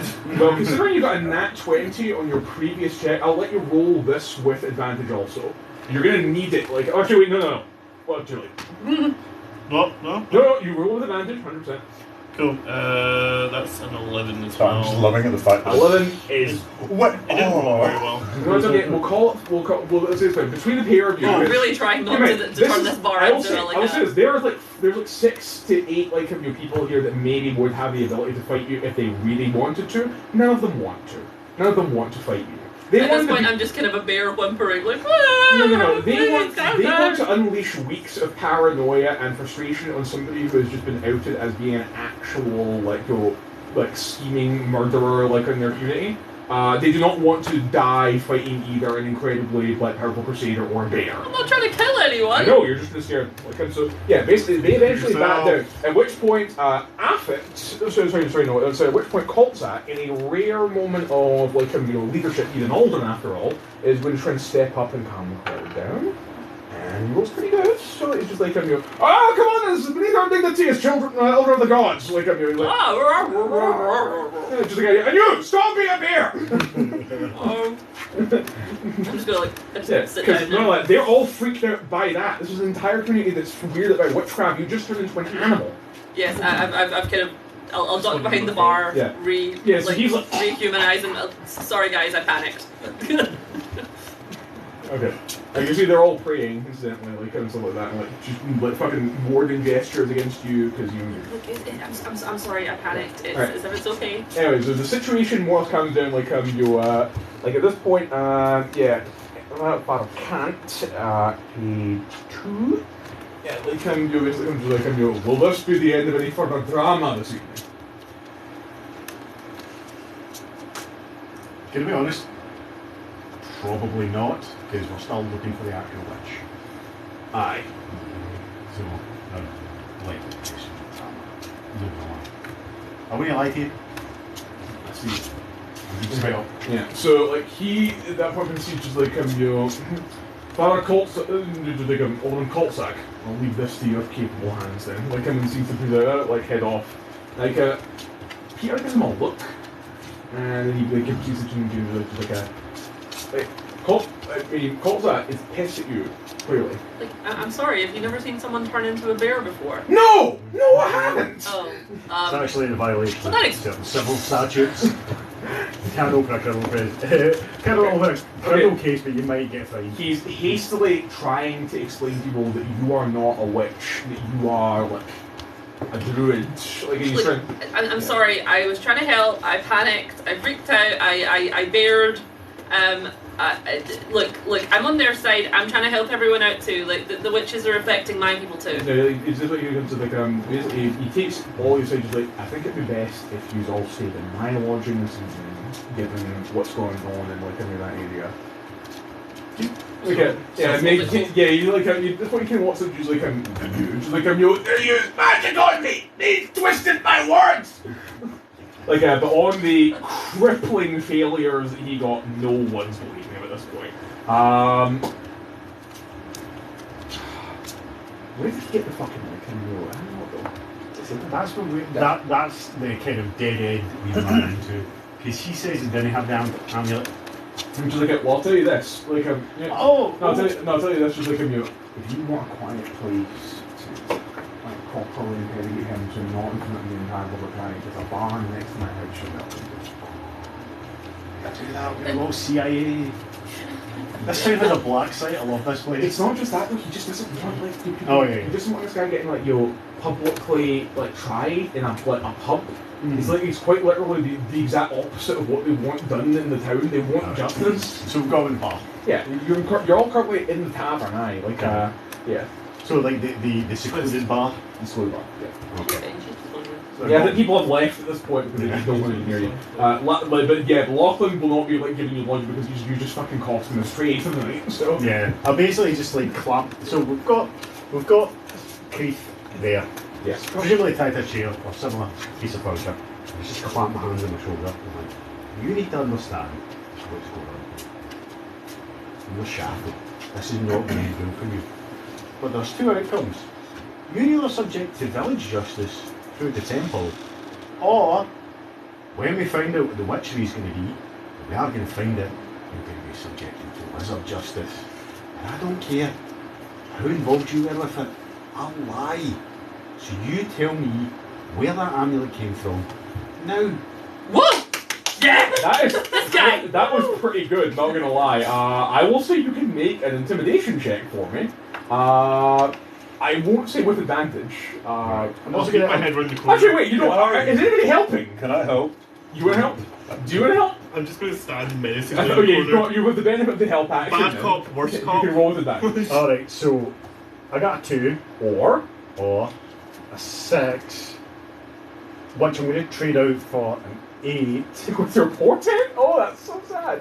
Okay. Yeah. What's your charisma in this case? Plus. And my charisma in this case is +2, so that takes me up to 10. Not bad. But I'm also, because I didn't actually use it last time, because it was covered. Oh yeah. The truth, of course, yes. I'm going to do the mind. Alright, okay.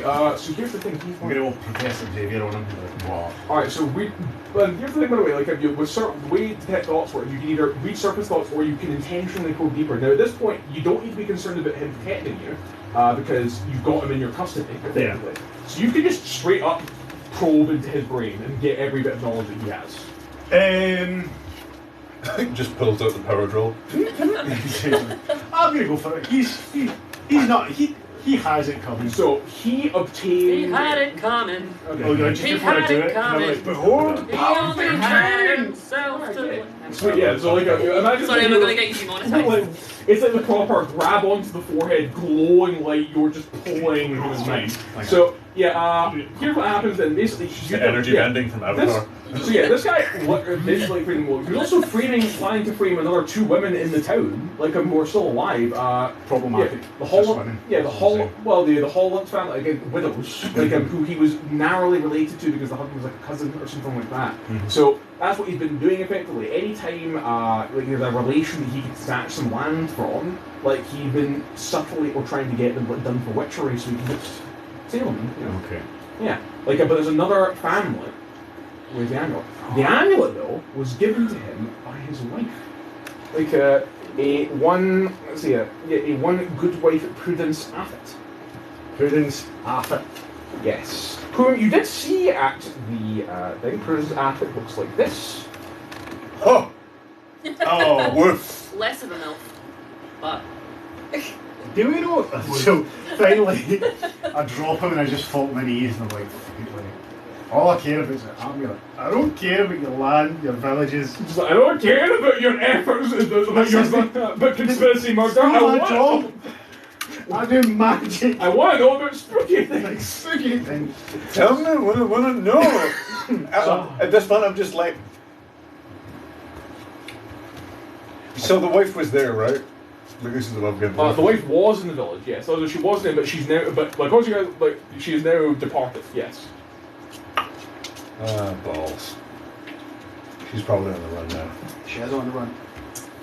So we don't need him anymore, do We we? don't need him anymore. No, he's getting the Can I pull out my fantasy clock and pop a cap in his ass? Do you want to summarily execute him? No, that was a joke. I did say we wouldn't do wizard justice, or we wouldn't do town justice. So like, well, Honestly, depending on who you ask, town justice might be like not good. What town justice is Because the worse? town currently wants town to are a bit more hand on. emotionally I wasn't attached going to to this. kill him. I was just going to Eldritch blast him in the nuts. Like the town before he currently dies. suspects of conspiracy murder. They're quite willing to hand drawn court him. can we organise a posse? Yeah. Yes. We're gonna get a mob. We're gonna get our own mob. This is so good. It's the second thing about organizing a regular policy. Yeah, exactly. It's my I'm go-to gonna have to do strategy. the worst thing imaginable. I disappear for a second and then come back dressed up as John Called Frollo. Oh my god. Okay. Okay. So yeah, you're presently still in there. Okay. 1 hour. I know. Like I'm gonna try and wrap up as best I can. Anything you guys say? Cloth the helmet and I've got clown makeup on it. It's an insane clown policy. No. Oh my god. Why'd you say that now? Okay. I'm just kidding. He's covered in armour. That's why he's so obsessed with magnets and how they work. Okay, so, so you have just managed to basically magically force, force, I was just imagining you open the breastplate and there's just Alderman Affett. there's just like two magnets for every Formally, city. priest, town council, bells ringing, people are out with torches and pitchforks. Like, find the good wife, Affett. Yeah, actually, that's a very good point. Find her. Bring her to me. Bring her to me. So in response to like you being brought here to specifically try and subvert mob justice and make sure that you're now just attempting mob justice. I've been clear this entire time. Magic, only thing I care about. It's regulation, enforcement of the laws. A mob happens as a means to the end to that. Interesting. Okay. Noted. Alright, so I've made it very clear the benevolent council of knowing wizards, okay. mages, is not, or they were not good. Those who are making efforts to rouse the mob, please roll your choice between persuasion or intimidation, depending on how you're doing this. What's persuasion? Oh, it's also I'm 22. I was originally trying to persuade them not to do the mob originally, so this is really ironic. Is this how things are? Is this how you guys do things around here? Yeah. It seems a little bit. It kind of seems a little bit like. So we've also got a 21, a 20 what? Nat 20. 22, and a nat 20. Nat 20 persuasion. Oh my Christ. So basically, you're just like, okay. So basically, you're just like, you're putting yourself. You're basically throwing back to your I own. do a sexual dance. You're going back to like your own nightmares of like being found out and then having to escape a town and the village. Just like, okay, so what would I do in this situation? Like, and you're thinking just like, I gather any remaining evidence of my witchery from my home, and then I would abscond by the shortest path out of the place. So you very quickly direct some of the monsters that you want to put 3 men over there and like 2 men over there, but this is the thing, and this is a very important thing for you as a cultist. Keep in mind, you might know how to get to some of this shit that it could be useful for your own purposes before anybody else does. I'm thinking that if we think that this person is absconded, I might just have the tracking skills. Hunt them. To, like, if I'm a bear, I got ridiculous smell. Like. Oh. So you're offering to like be the scent dog? Well, I'm kind of thinking that we don't necessarily need a mob. I'm thinking that the quicker we leave, and the quicker we get our shit together, the more likely we are to find her. The thing is, the mob has now been roused. I'm sorry. Okay, the mob has been roused already. That is not. You can't unmob the mob. You know, the mob has been mobbed. I'm now a little bit scared of using my powers around the mob. Yeah. This being said, that's the thing. Like, as long as you are with somebody that has been known to the community, then maybe you'll be okay. Okay. But that being said, the fact that like the mobs out there, it just means you flush them out, and now you have the opportunity to kind of send them out. Yes. So, but I do agree with your ability to turn into an animal, you could 100% track people down. It may be more challenging, but with all these people stomping about, but it's possible. So your prediction went to scent down to this outfit. Between scent and just the kind of general tracking you skills and navigation. You need to get her scent first. Yes. So this is what I'm wondering. Is like the guy's wife. Yes. So surely he has some bits of hers. Yes, indeed. Well, their house would indeed be available. Yes. Okay. So are you going to go to her house? I'm going to be like, hey, you got blankets, pillows. I'm not going to lie. Dress, corset. Seems something. like the type of person that would carry his own wife's undergarments in a pocket. Well, I mean, so if that's the case, then he might have too much of his own scent on them. Gross. You're correct, but gross. So, but the idea is that you're going to go to the ath at home and then look for something you can use to send out. I don't think that's going to be a particularly time-consuming or difficult task. Sure. Yeah. Okay. So okay. So, yes. So basically, people are gathering torches. They're like, find Prudence! Find Prudence! Like, so they're like all like going off in different directions. You can see Lena like on her doorstep, like making sure like and the kids are inside because she doesn't want them getting out in the midst of the mob violence. A lot of the other women are also kind of like doing that with their children. People in general, but mostly though it is the able adults of the village gathering pitchforks, torches, equipment, getting ready to end somebody. Oh God, we're Gaston. Yes, we're Gaston. Oh no, wait, I'm Gaston! I'm not. About 12 times I've run the scenario, no one's ever roused a mob before. I'm more like the horse. But yes, so you end up at the ath at home. I will, as you are approaching the door, all of you, it's ajar, and inside is dark. No, it's a door. It's ajar. They lived in a jar? How small are they? The door is ajar, and is there a horse in it? There's. So, door's ajar, and as you come inside, it's completely silent as a grave. Yeah. Is it very warm because it's been top of my radiator? Sorry, continue. Anyway, moving on. Yeah. As you're looking for some artifacts of Prudence after, anybody who is in the home, all to make a perception check. Is it 15 plus 12 plus stuff? No. 17. 8. 21. Modified 17. 21, modified 17, 14, good. That wasn't very useful. It was A 1. Perfect. And that one, or strictly it was a It was unmodified. It was a 1. Jenna. You want to use the portent?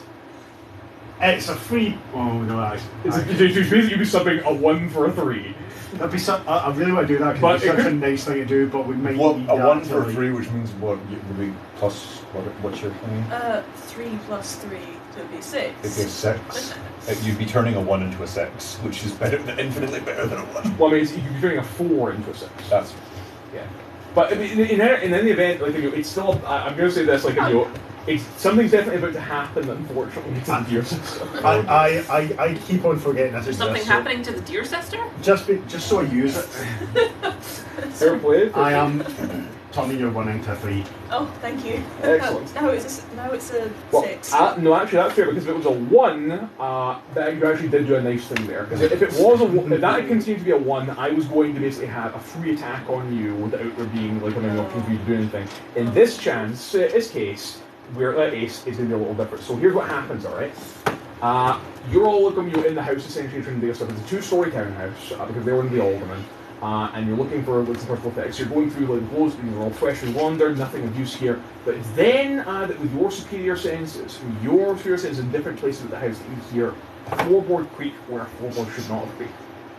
You hear like my fidge senses are kindling. Because it wasn't actually going off. But it is unfortunately at that point that with your sister is just driving actually, and then Yelena, as you are attempting to find some sort of places here, so it's section E is the house 4, which is 12. Yep, here we go. This will be fine. Yes. However, you are ambushed. As from behind you, you feel a slick of steel come out, and they're going to attempt to attack you. Okay, that's an 18. I assume that beats your EC. I've got 16. And then that does beat your AC. So, can I maybe interject here? Since I got like a 21. Would it be possible that I spotted this ambush just as it happened? Was you fire off magic armor? Magic armor. Oh, it's not magic armor yourself. It's yourself only for magic armor, for mage armor. Yeah. But either way, And you have to be wearing no clothes. it's happening. So here's what happens. No armor, sorry. And that happens as you a knife comes down, and as you turn to see what happened, you're going to take a rabbit. Where's my dice bag? Just here a moment ago. Thank you. It's fine. Yeah. I was about to roll all of them.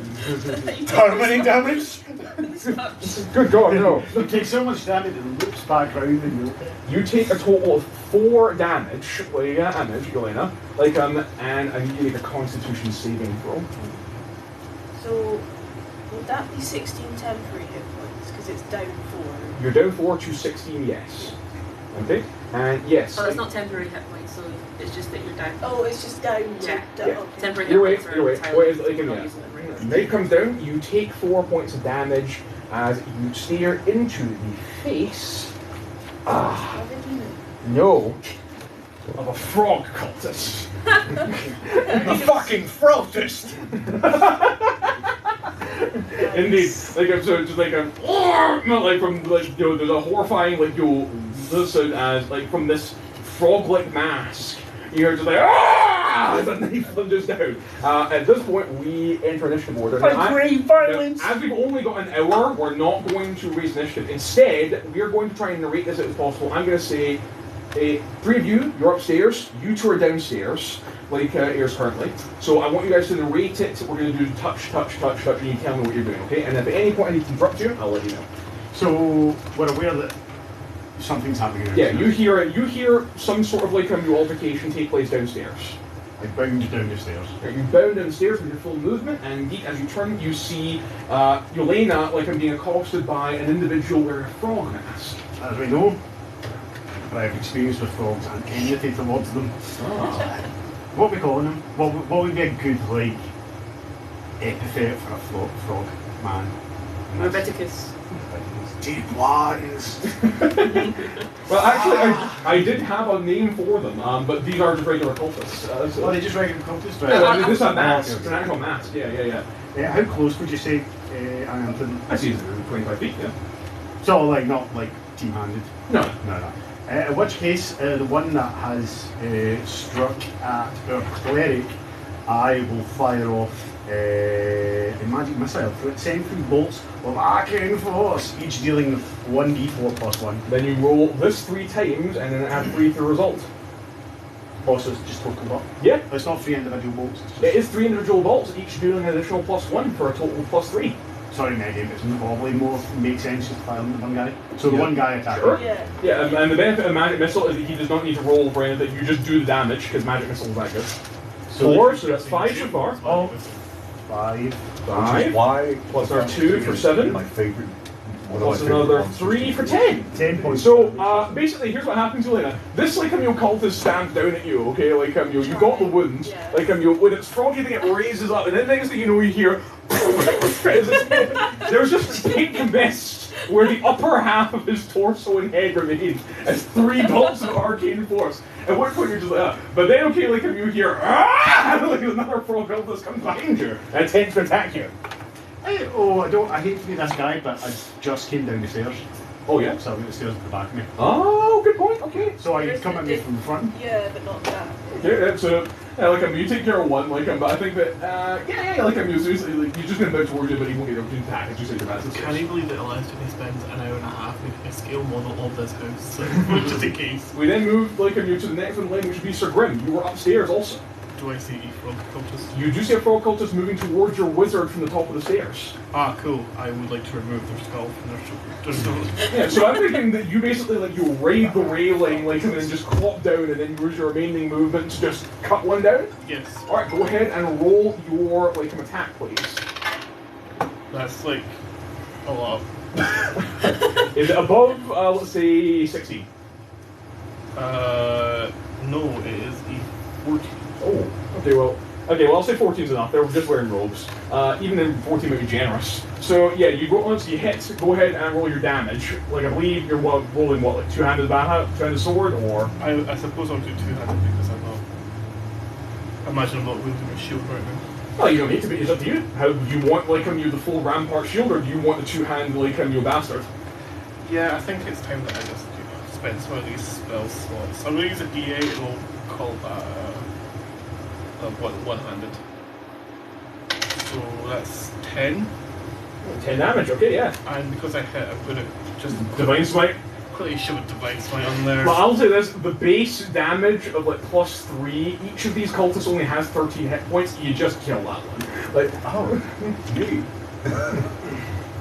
Yeah, I can say just with a paladin charging down the stairs, essentially through me, I got knocked to the ground or just inside. No, I'm it's- sent sprawling. No, I think Sir Grim literally just bounded over the staircase onto the car, the freaking thing below, and then charged down. It was like, I'm why imagining- would I go all the way down the stairs and then attack the cultists when I could just mount a section down and then blindside them? I'm imagining this whole thing literally is he ran through and then opened you like a door, then closed you. I'm just suddenly. Okay, moving, taking one down, so essentially you let mark one. When everyone's about to go for the wizard, which you think, nice squishy target, this will be easy, but only to get, a glowing, two-handed blade just sliced them in two. Next up. Okay, so the one that was going after, at least, the one that was going after... Golan, they're dead. Mhm. They are now just They're some just- legs. Their torso They has been are completely... legs. So Yeah. I've followed. Why can't I remember any of the character names? Calva. I followed him to the top of the stairs, with the pillow that I found, of Mrs. Why are the names not in my Prudence? head? What Prudence? I have Prudence's pillow under my arm, and with the other, I'm throwing a poison spray at the last remaining cultist. Okay, great. Go ahead and you. Does the cultist pass a Constitution save? I will say your DC is what, 14? My spell save DC, yeah, probably. 14. They rolled a 13 with a modifier to their Constitution of +0, so they fail. I don't know why, but every time someone says poison, so my immediate thought is just. Well, it's only 3 damage. 3 damage. So basically, they come at you, they go. Past the frog master, shit! Isn't that ironic? The frog got poisoned. Well, we are actually going to move down to Julian. So I'm not a fan of them because they tried to, cut me in bits. Yeah. So the only really sort of aggressive thing I have, because I'm big into like bringing back to life, is guiding bolt. Oh, Guiding love a bolt's guiding good. bolt. So I can use God. Guiding bolts. That's almost overkill, frankly, for sure. They deserved it. All right, so so there's the one remaining cultist. You're just doing a guiding bolt. Yeah. So it's a spell attack.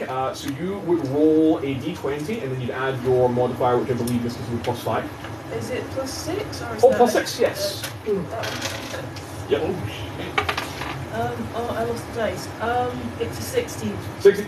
Well, that's like a 20, like 2. Like yeah. So that yeah. So essentially, the nice. Nun with some, a nice thing, you basically just you reach into your tiny little queer person, pull out the equivalent of a block. Yeah, there's only this stream of bright radiant energy just fries this cultist, and he just turns into a pillar of salt. I think guiding bolt is what 46. Yeah, I was about to hand on the 46. Oh. Yeah. Literally, is it? Yeah, cleric's my most.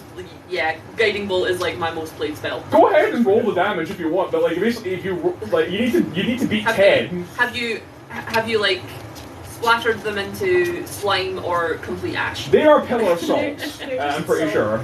Yeah. That's a 4. That's a 6. They're dead. That's death immediately. They were all ready. There's 2 more dice to go. That's a 4. That's a 5. Okay, basically you're just Some of the distant relations dropped dead for no reason. Not much damage. They just went through the And Well, my I'm friend just gets standing there, advantage. completely covered in viscera. And I don't even have prestidigitation. Son of a bitch. There better be one more of these assholes. Hold on a second. Oh, well, since you mentioned it. So you're doing one change! It's just right behind you. Oh, you son of a... So yeah, I assume, did you have an AC higher than 14? No! Okay, that's a D4 and make a Constitution saving throw. Nice. Bear in mind, I only have 7 health. Okay, well luckily it's a low DC for the save. Yeah. Also, you have more than 7 hit points. I do. No, I do have 7 hit points only. Oh How many do you get per level above first? Literally, that was what I rolled. I got, my thing was 7. Just use the average. Jesus. There should be a rule. You shouldn't hit more than the average die result. My God. But yeah, no. I'll assume that you are sitting pretty on somewhere in the region of 20-ish, because even the lower casters are getting that. Yeah, but either way. So what did you get for your DC for your Constitution? It was, I believe it was a 7. A 7. Okay, then you're gonna have to take another D6 poison damage and are poisoned. And that is a 6. So yeah, you're taking our 6 poison damage and are now poisoned. Yes. Oh, of course. But yes, you're gonna yeah. This is just I wish there's another one. Next thing you know, there's another frog just a Why? yeah, and you feel your actual poison begin to trickle out. It's paralytic in nature, it being frog related. Can I help? Oh yeah. I can either he's not dying, so I have to actually spare the dying. But I can either cure wounds or I can lesser restoration. Yeah. Well, that'll get rid of the poison I condition. can get Yes. rid of the poison. Yeah, 100%. So, but yeah, what are you doing about the cultist that's currently stabbing? Is anybody else got a reaction? I'm just gonna turn around, and the only thing I can look at that I really do specifically actually, you know what I'm gonna do is I'm just gonna use all 3 of my goddamn Eldritch Blasts. I was like, you son of a! Pulls out the magic globe. All right, go ahead. Make 3 ranged spell attacks, please. Let's see, that's plus 6. That's 12. Oh my goodness. Well, Twist, can you stop picking the warlock? I mean, the guy who definitely isn't a warlock. just as a good as girl, but also an absolute riotous That creature. is 19 plus 6. That hits. Next. And that is. Well, that's 3 plus 6. So that's 1, 2. Okay. So how many hit of the 3? So I guess. What's the AC? I would say it's like a DC of 40. So do you get any above 40? I got one above 14, one obviously close, but I think one was a 12. I think. Roll 1d12 then, I believe. For no, was it 1d10? No, 1d10 because it seems a heavy crossbow because it's the Eldritch Blast. Is that where magic what comes from? Is that Yeah. Oh, that's so cool. So yeah, that's what I mean. The Eldritch Blast is essentially the only reason that makes it better than just using a heavy crossbow. Because at higher levels you get more bolts. Oh, nice. Yeah. I'm trying to find a 1d10 in here. You got a D10 here? Yeah. Speed it. Speed it. I've just always got What seven. d10? Here you go. Why? No.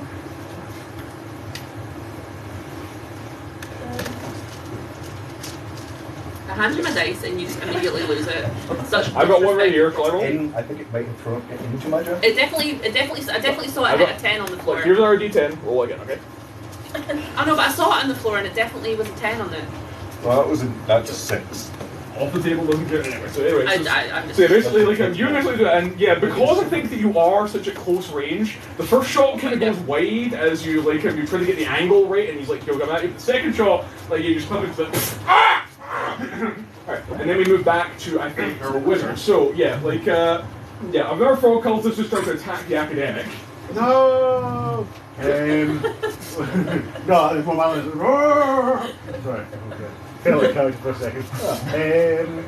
Roughly, how many hit points does Frog Dude have left? Well, I mean, you just took 6. So, like, if they have a hit point of 13, you've maybe got, like, they've maybe got, like, another 11. We're getting close then, I'm going to have some fun. What I do is cast a magic weapon, make a weapon magical for a duration. What weapon are you making magic? I'm making my quarterstaff. Just letting you know we've got another I know. 20 minutes. All good, right. Okay. Basically, I turn my magic quarterstaff magic and then I strike the frogman. Strike. Okay, yeah, so that's fine. So, yeah, I will say essentially we're going to make a weapon attack, like, which will be +1 magic. With +1 damage because it's magical. Oh, I didn't know that was just +1. Yeah, it's +1 damage and +1 to attack. That's what magic weapons do. Okay, so I rolled 20 for the attack. 13. That hits. And then what's that add? Well, technically minus Well, 1. technically it would be -1, but I'll say it's magical, so you just like it's flying this. So yeah, if it's a quarterstaff you're using, yeah. Quarterstaff, yeah. 1d8. Right. I got one. There you go.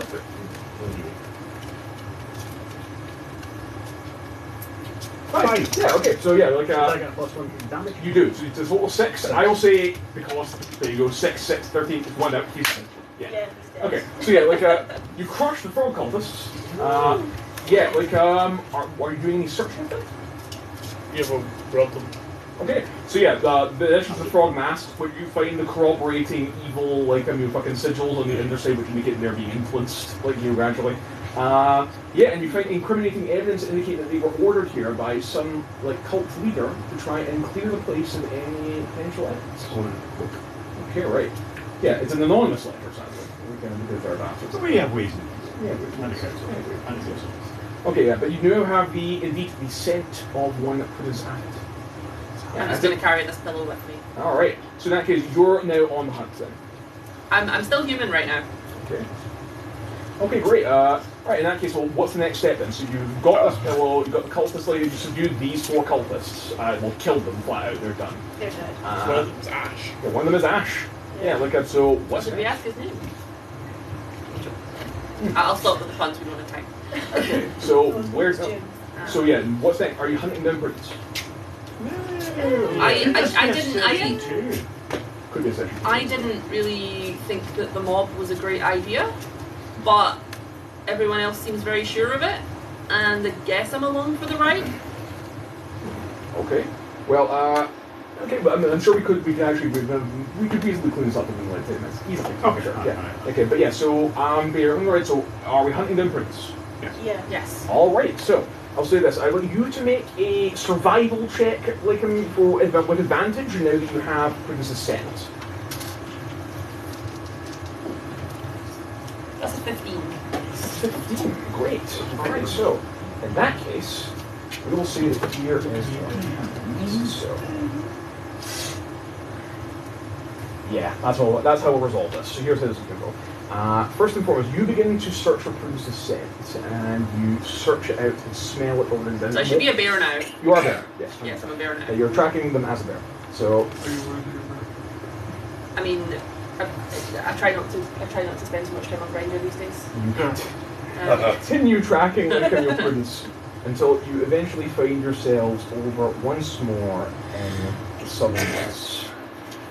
Like where fuck, more frontists. Yeah, there's more like mist and your such environment in here, but there's also that sort of general flavour of malaise. And as the mob begins to kind of rise in the town, the feeling of this quiet also begins to come up. But you're still tracking through Prudence Ascent despite all this. But then your nose begins to become filled with more and more of that sense of wrongness. So just like I'm trying to think what a bear would sound like if it was bulking.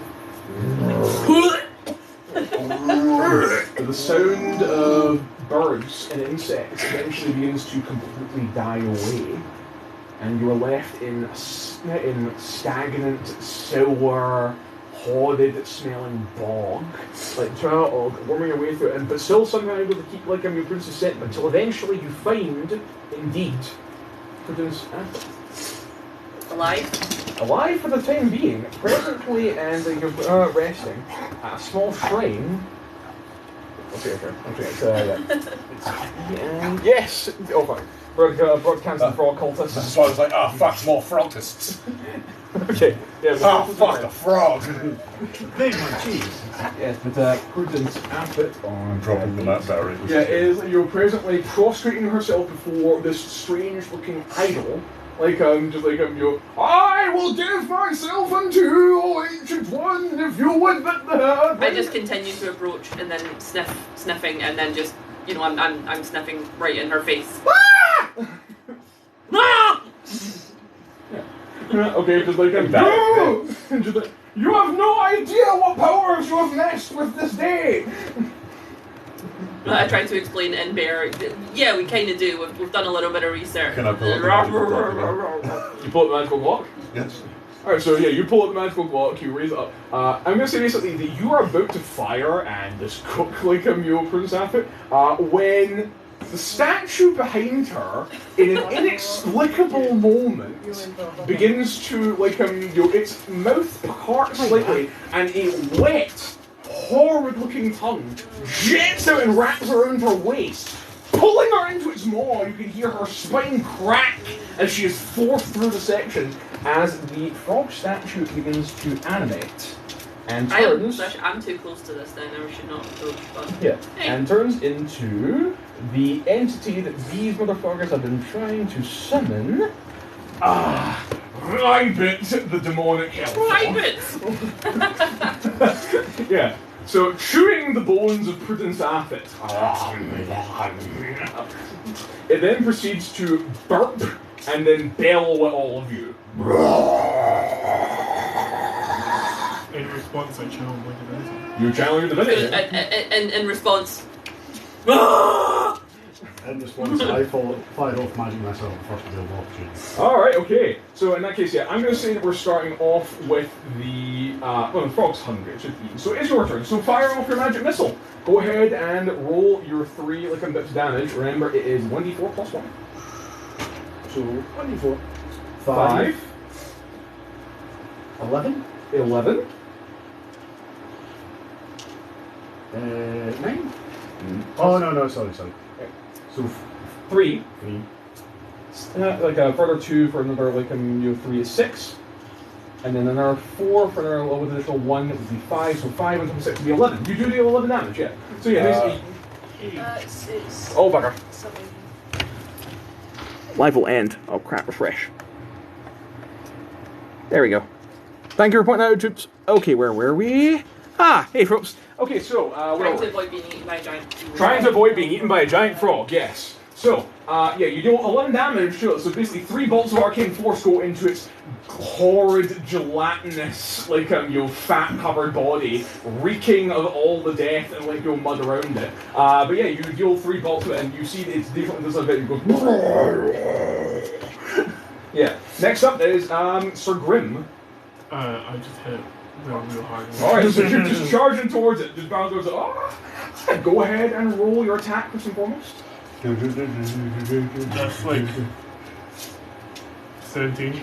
17, that well hits AC. Go ahead and roll your damage, and are you applying Divine Smite? Of course. Okay. Well, it's a demon, so remember you get an additional D8. Okay, so 7.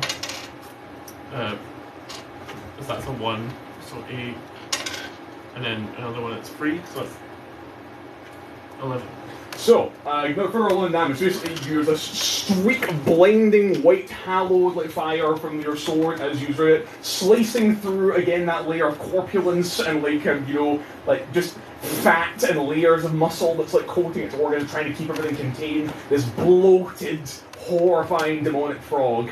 And then we're going to go ahead and move to the bear. Alright. Multi-attack. You make multi-attack as a bear, indeed? Yes. So bite and claw. Right. So biting is 24. That will hit. And the claws. Oh no, sorry. The biting is actually 23. Nice. The claws are an 8. An 8. Well, the claws will not hit in this case. I think that basically you're trying to be purchase on that slippery, blubbery, horrid body, and you're just not doing so. That's 12 piercing damage. 12, but with the teeth though, you're just like ah. But you just really get into this pocket between the neck and the head. A little bit of a shake of the neck. Yes. However, I'm going to say before we can get to level 6, that the frog is going to get a chance to do something, and it's going to attempt to bite back at you. Actually. Fucking bring it on. I'll attempt to potentially put it on. Yes. I mean, if I can get a copy of it, 100%. But let's take a look here. Okay, so frog's going to attempt to attack. Where is my D20? There we go. All right, and 13 plus strength of +3 is 16 to your AC. Yes. All right, in that case, it's going to roll its damage, which I believe from my notes is 2. Oh, fuck me dead! I forgot how powerful this thing was. Oh my god. Strength of +6. Jesus Christ. And its bite attack is 2d6 +6. Oh, this is really bad. Go for it. Okay, so 5, additional 4 plus 6 is 16 damage. Well, 15, yes. That's okay. So yeah, basically, like you bite in, and just as you think you've got some purchase, you suddenly feel this additional that this frog should not have teeth like this. But you feel like shark-like teeth begin to like burst through the tough bear-like hide of your body. You're like, whoa! Okay, is there poison to this? There is no poison to this one. Okay. Like, however, next up, indeed, like Yelena.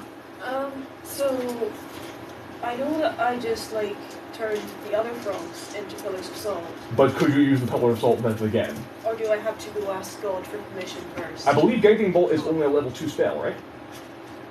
It's level 1. Then you can use it another 3 times, I'm pretty sure. Oh. Then in that case, Guiding Bolt? Yes, I'll try and turn the other frog into salt. Make a spell attack with +6. I'll let you know that the number you're trying to be a AC of 12. It's a big creature, but like it's easier to hit as a result. He's quite squishy. Oh, he's not squishy. He's quite big and scary. 15 plus 6. That will hit. Roll 4d6 plus your I believe it's charisma for like Guiding Bolt. I think it's just 14. Then 46. 46, like it'll be in the sword. 6, 4, 4, 2. 6, 4, 14. 16 damage! Oh, that's pretty gross. So it doesn't immediately turn to a pillar of salt, but you definitely see it go object. I think that basically on that 16, that's when it kind of like detached its bite from you. Yeah, it's 4d6 radiant damage, and the next attack roll made against the target gets advantage. Alright, so I believe next up and would indeed be our like your warlock friend. What are you doing? Excuse me a second, but I just.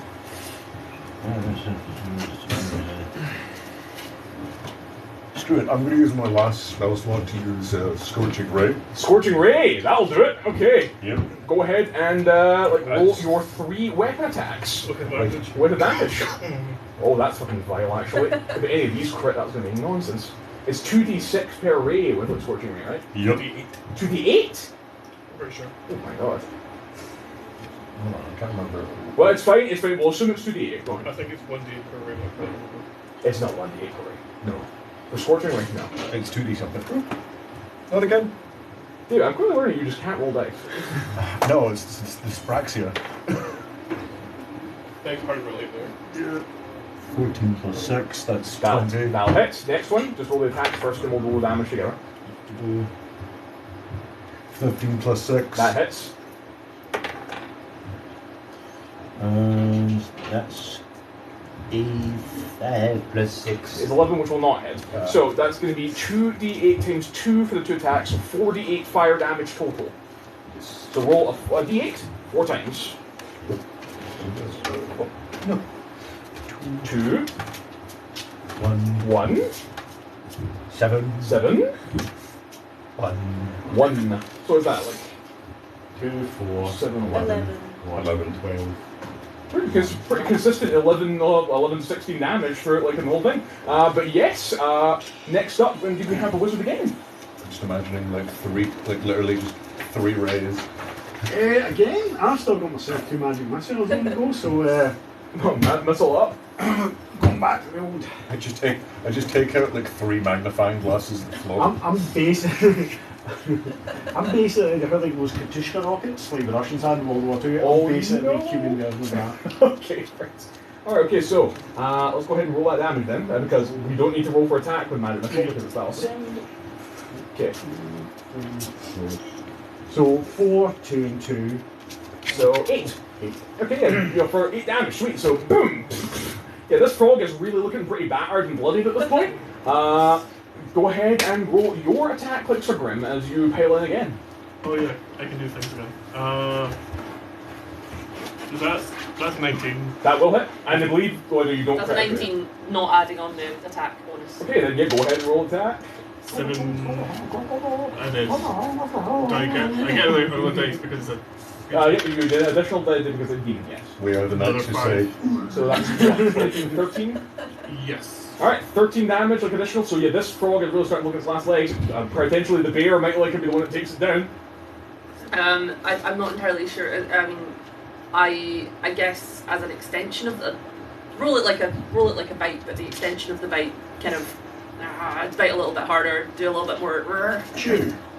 Yeah. Fuck. Okay. Yeah. That's I'm sorry, I'm starting to really have brain fog now. No, it's okay, it's okay. 4 plus that's a 10 on the bite. 10 on the bite and And that's hit. a 14 on the claws. 14 on the claws will hit, so the claws will be rolling damage for. Who's got all my d6s? I stole them. Thank you.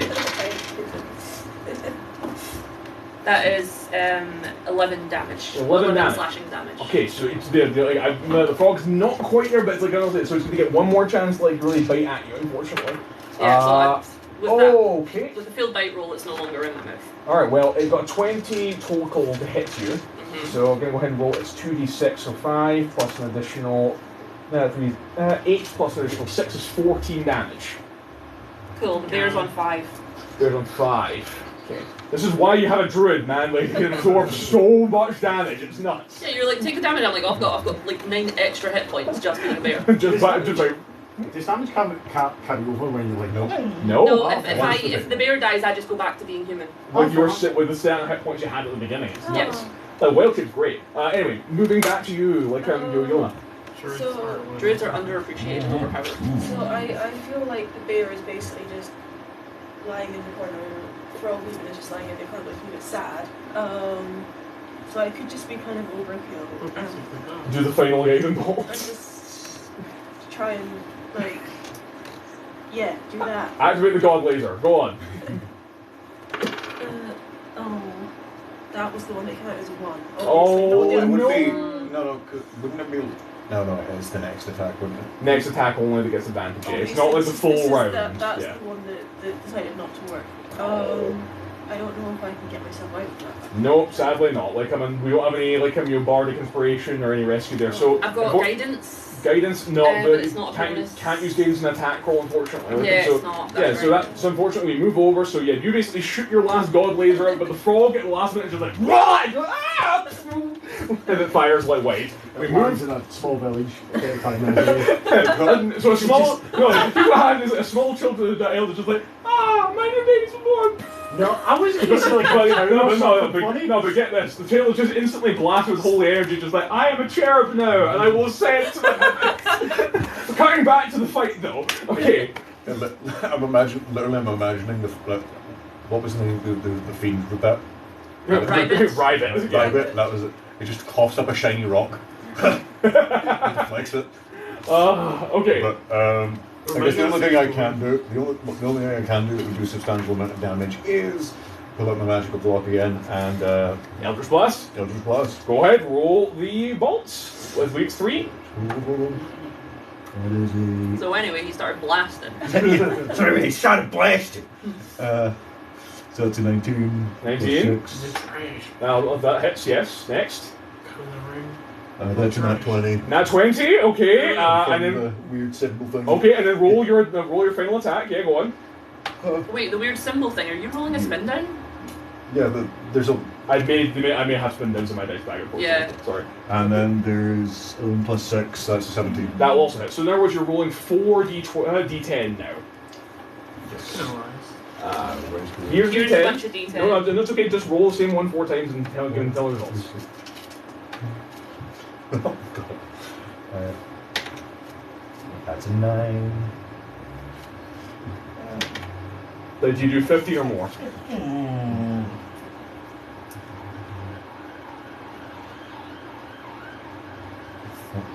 We're all clearly tired. I'm and wondering everything my full doesn't one. make sense anymore. Okay, so that was a 6 and then a 2 and a 2. So 8, 10. That's 10. 10. Okay, yeah, I'd say that probably does it. So here's what happens. Like, basically, the bloody thing is being torn at specifically by a literal bear, an actual, a crusader. Well, no, it was a 6 and 9 and 2 and a 2. Oh! A 6 and 9, that's like 20! Yeah. A 6 and 9 and 2, That's yeah. 19. 19. So yeah, in other words, basically, okay, so in that case, you see the horrifying frog creature being set on those days. Describe its violent end, please!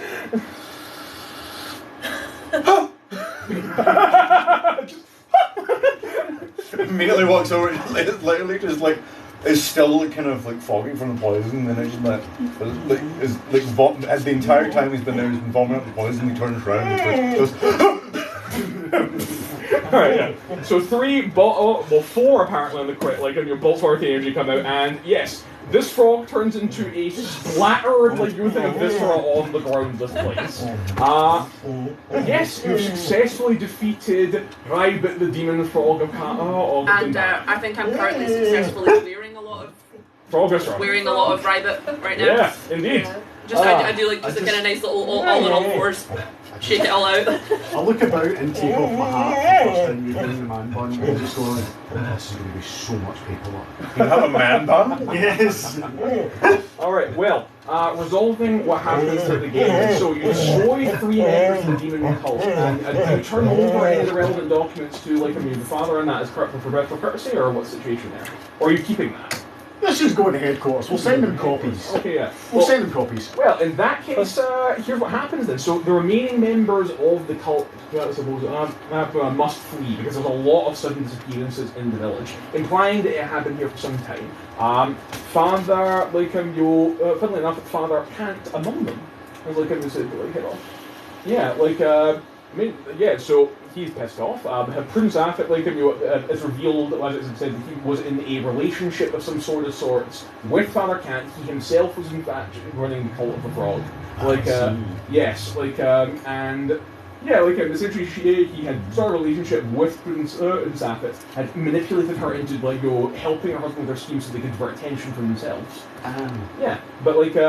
The frog is doomed, is dead. Within several weeks, infected livestock begins to slowly, drop, and it's part of the fight. And indeed, the village of Dundarach begins to go to normal, and the people go about their business. After tremendous trauma. This is all forgotten about. And as you all wander off in your various directions, going different places, indeed, the witch of Dundarach, who was here and did go undetected the entire time, continues to go about her good work of protecting the village, now able to successfully do her craft, as the cult that was subverting her and attempting to root her out has now been dealt with. Unfortunately, you didn't find her, so you were unable to try and solicit from her any just rewards. I think the reward is having peace restored to the... Exactly! There's no... You didn't do it for monetary reasons. All I'm saying is that I barely have a concept of money. You know. Yeah. All I'm saying is that as everyone waddles away, I waddle over to the remains of the fiend, and I hold up a strange pink totem. Oh yes! Where is it?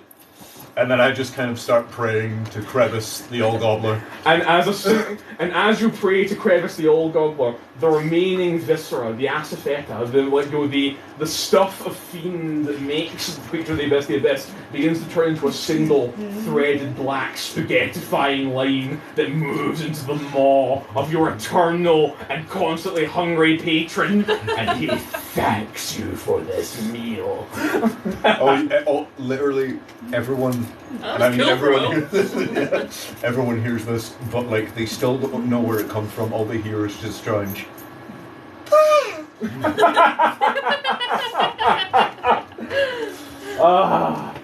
So the Witch of Dundarach remains hidden, like I'm able to do her work. And you all go about peacefully having done the work of having rid like a very malign demon. You're like, that could have been a serious problem if it had been left for any longer. Would you say that's promotion, nothing? I would possibly say even promotion. But like, we shall know for future reference, though, should we ever decide to put these characters up again or approach it. And indeed, should we ever need to visit Dundarach again, there might be some faces that you need to visit again. But for now, I want to thank, first of all, my wonderful players for joining me for this game of 5e tonight. I want to thank them so much for coming down and for putting up with all these technical issues that we were dealing with. I want to thank you guys all for calling in and joining us. Seriously, we can't thank you enough. And I want to give a very, very special thank you to all the wonderful folk at the Dream Machine, Skylar, Rachel, Kenny, who were kind enough to provide access to this wonderful space. I'm hoping it won't be the last time I'm able to come down here and play some D&D for you, and that we'll have more cameras and stuff set up to get more angles and get more audience members in here because we get some participation going. This is just a wee, initial session here to show you the kind of place that we had on offer. But thank you so much for joining us, guys. Big thanks to Elias. Oh, guys. Yeah. The best DM we could ask for. It's him, the big fat socialist. Thank you so much. It's the lad. Oh, he's so shy. You do me too much honour. You do me too much honour. Can we talk about how thick and juicy this frog statue is? It is a very thick and juicy frog statue. War crime. I swear, when we can get TikTok live operating in here, we'll be able to see it. So Hold on, I'll get a picture. Oh, of yeah. You guys with it the is. juicy frog. I just so when I saw it, Captain Solo. Is it weird? I saw its leg flaps first. Leg Elias,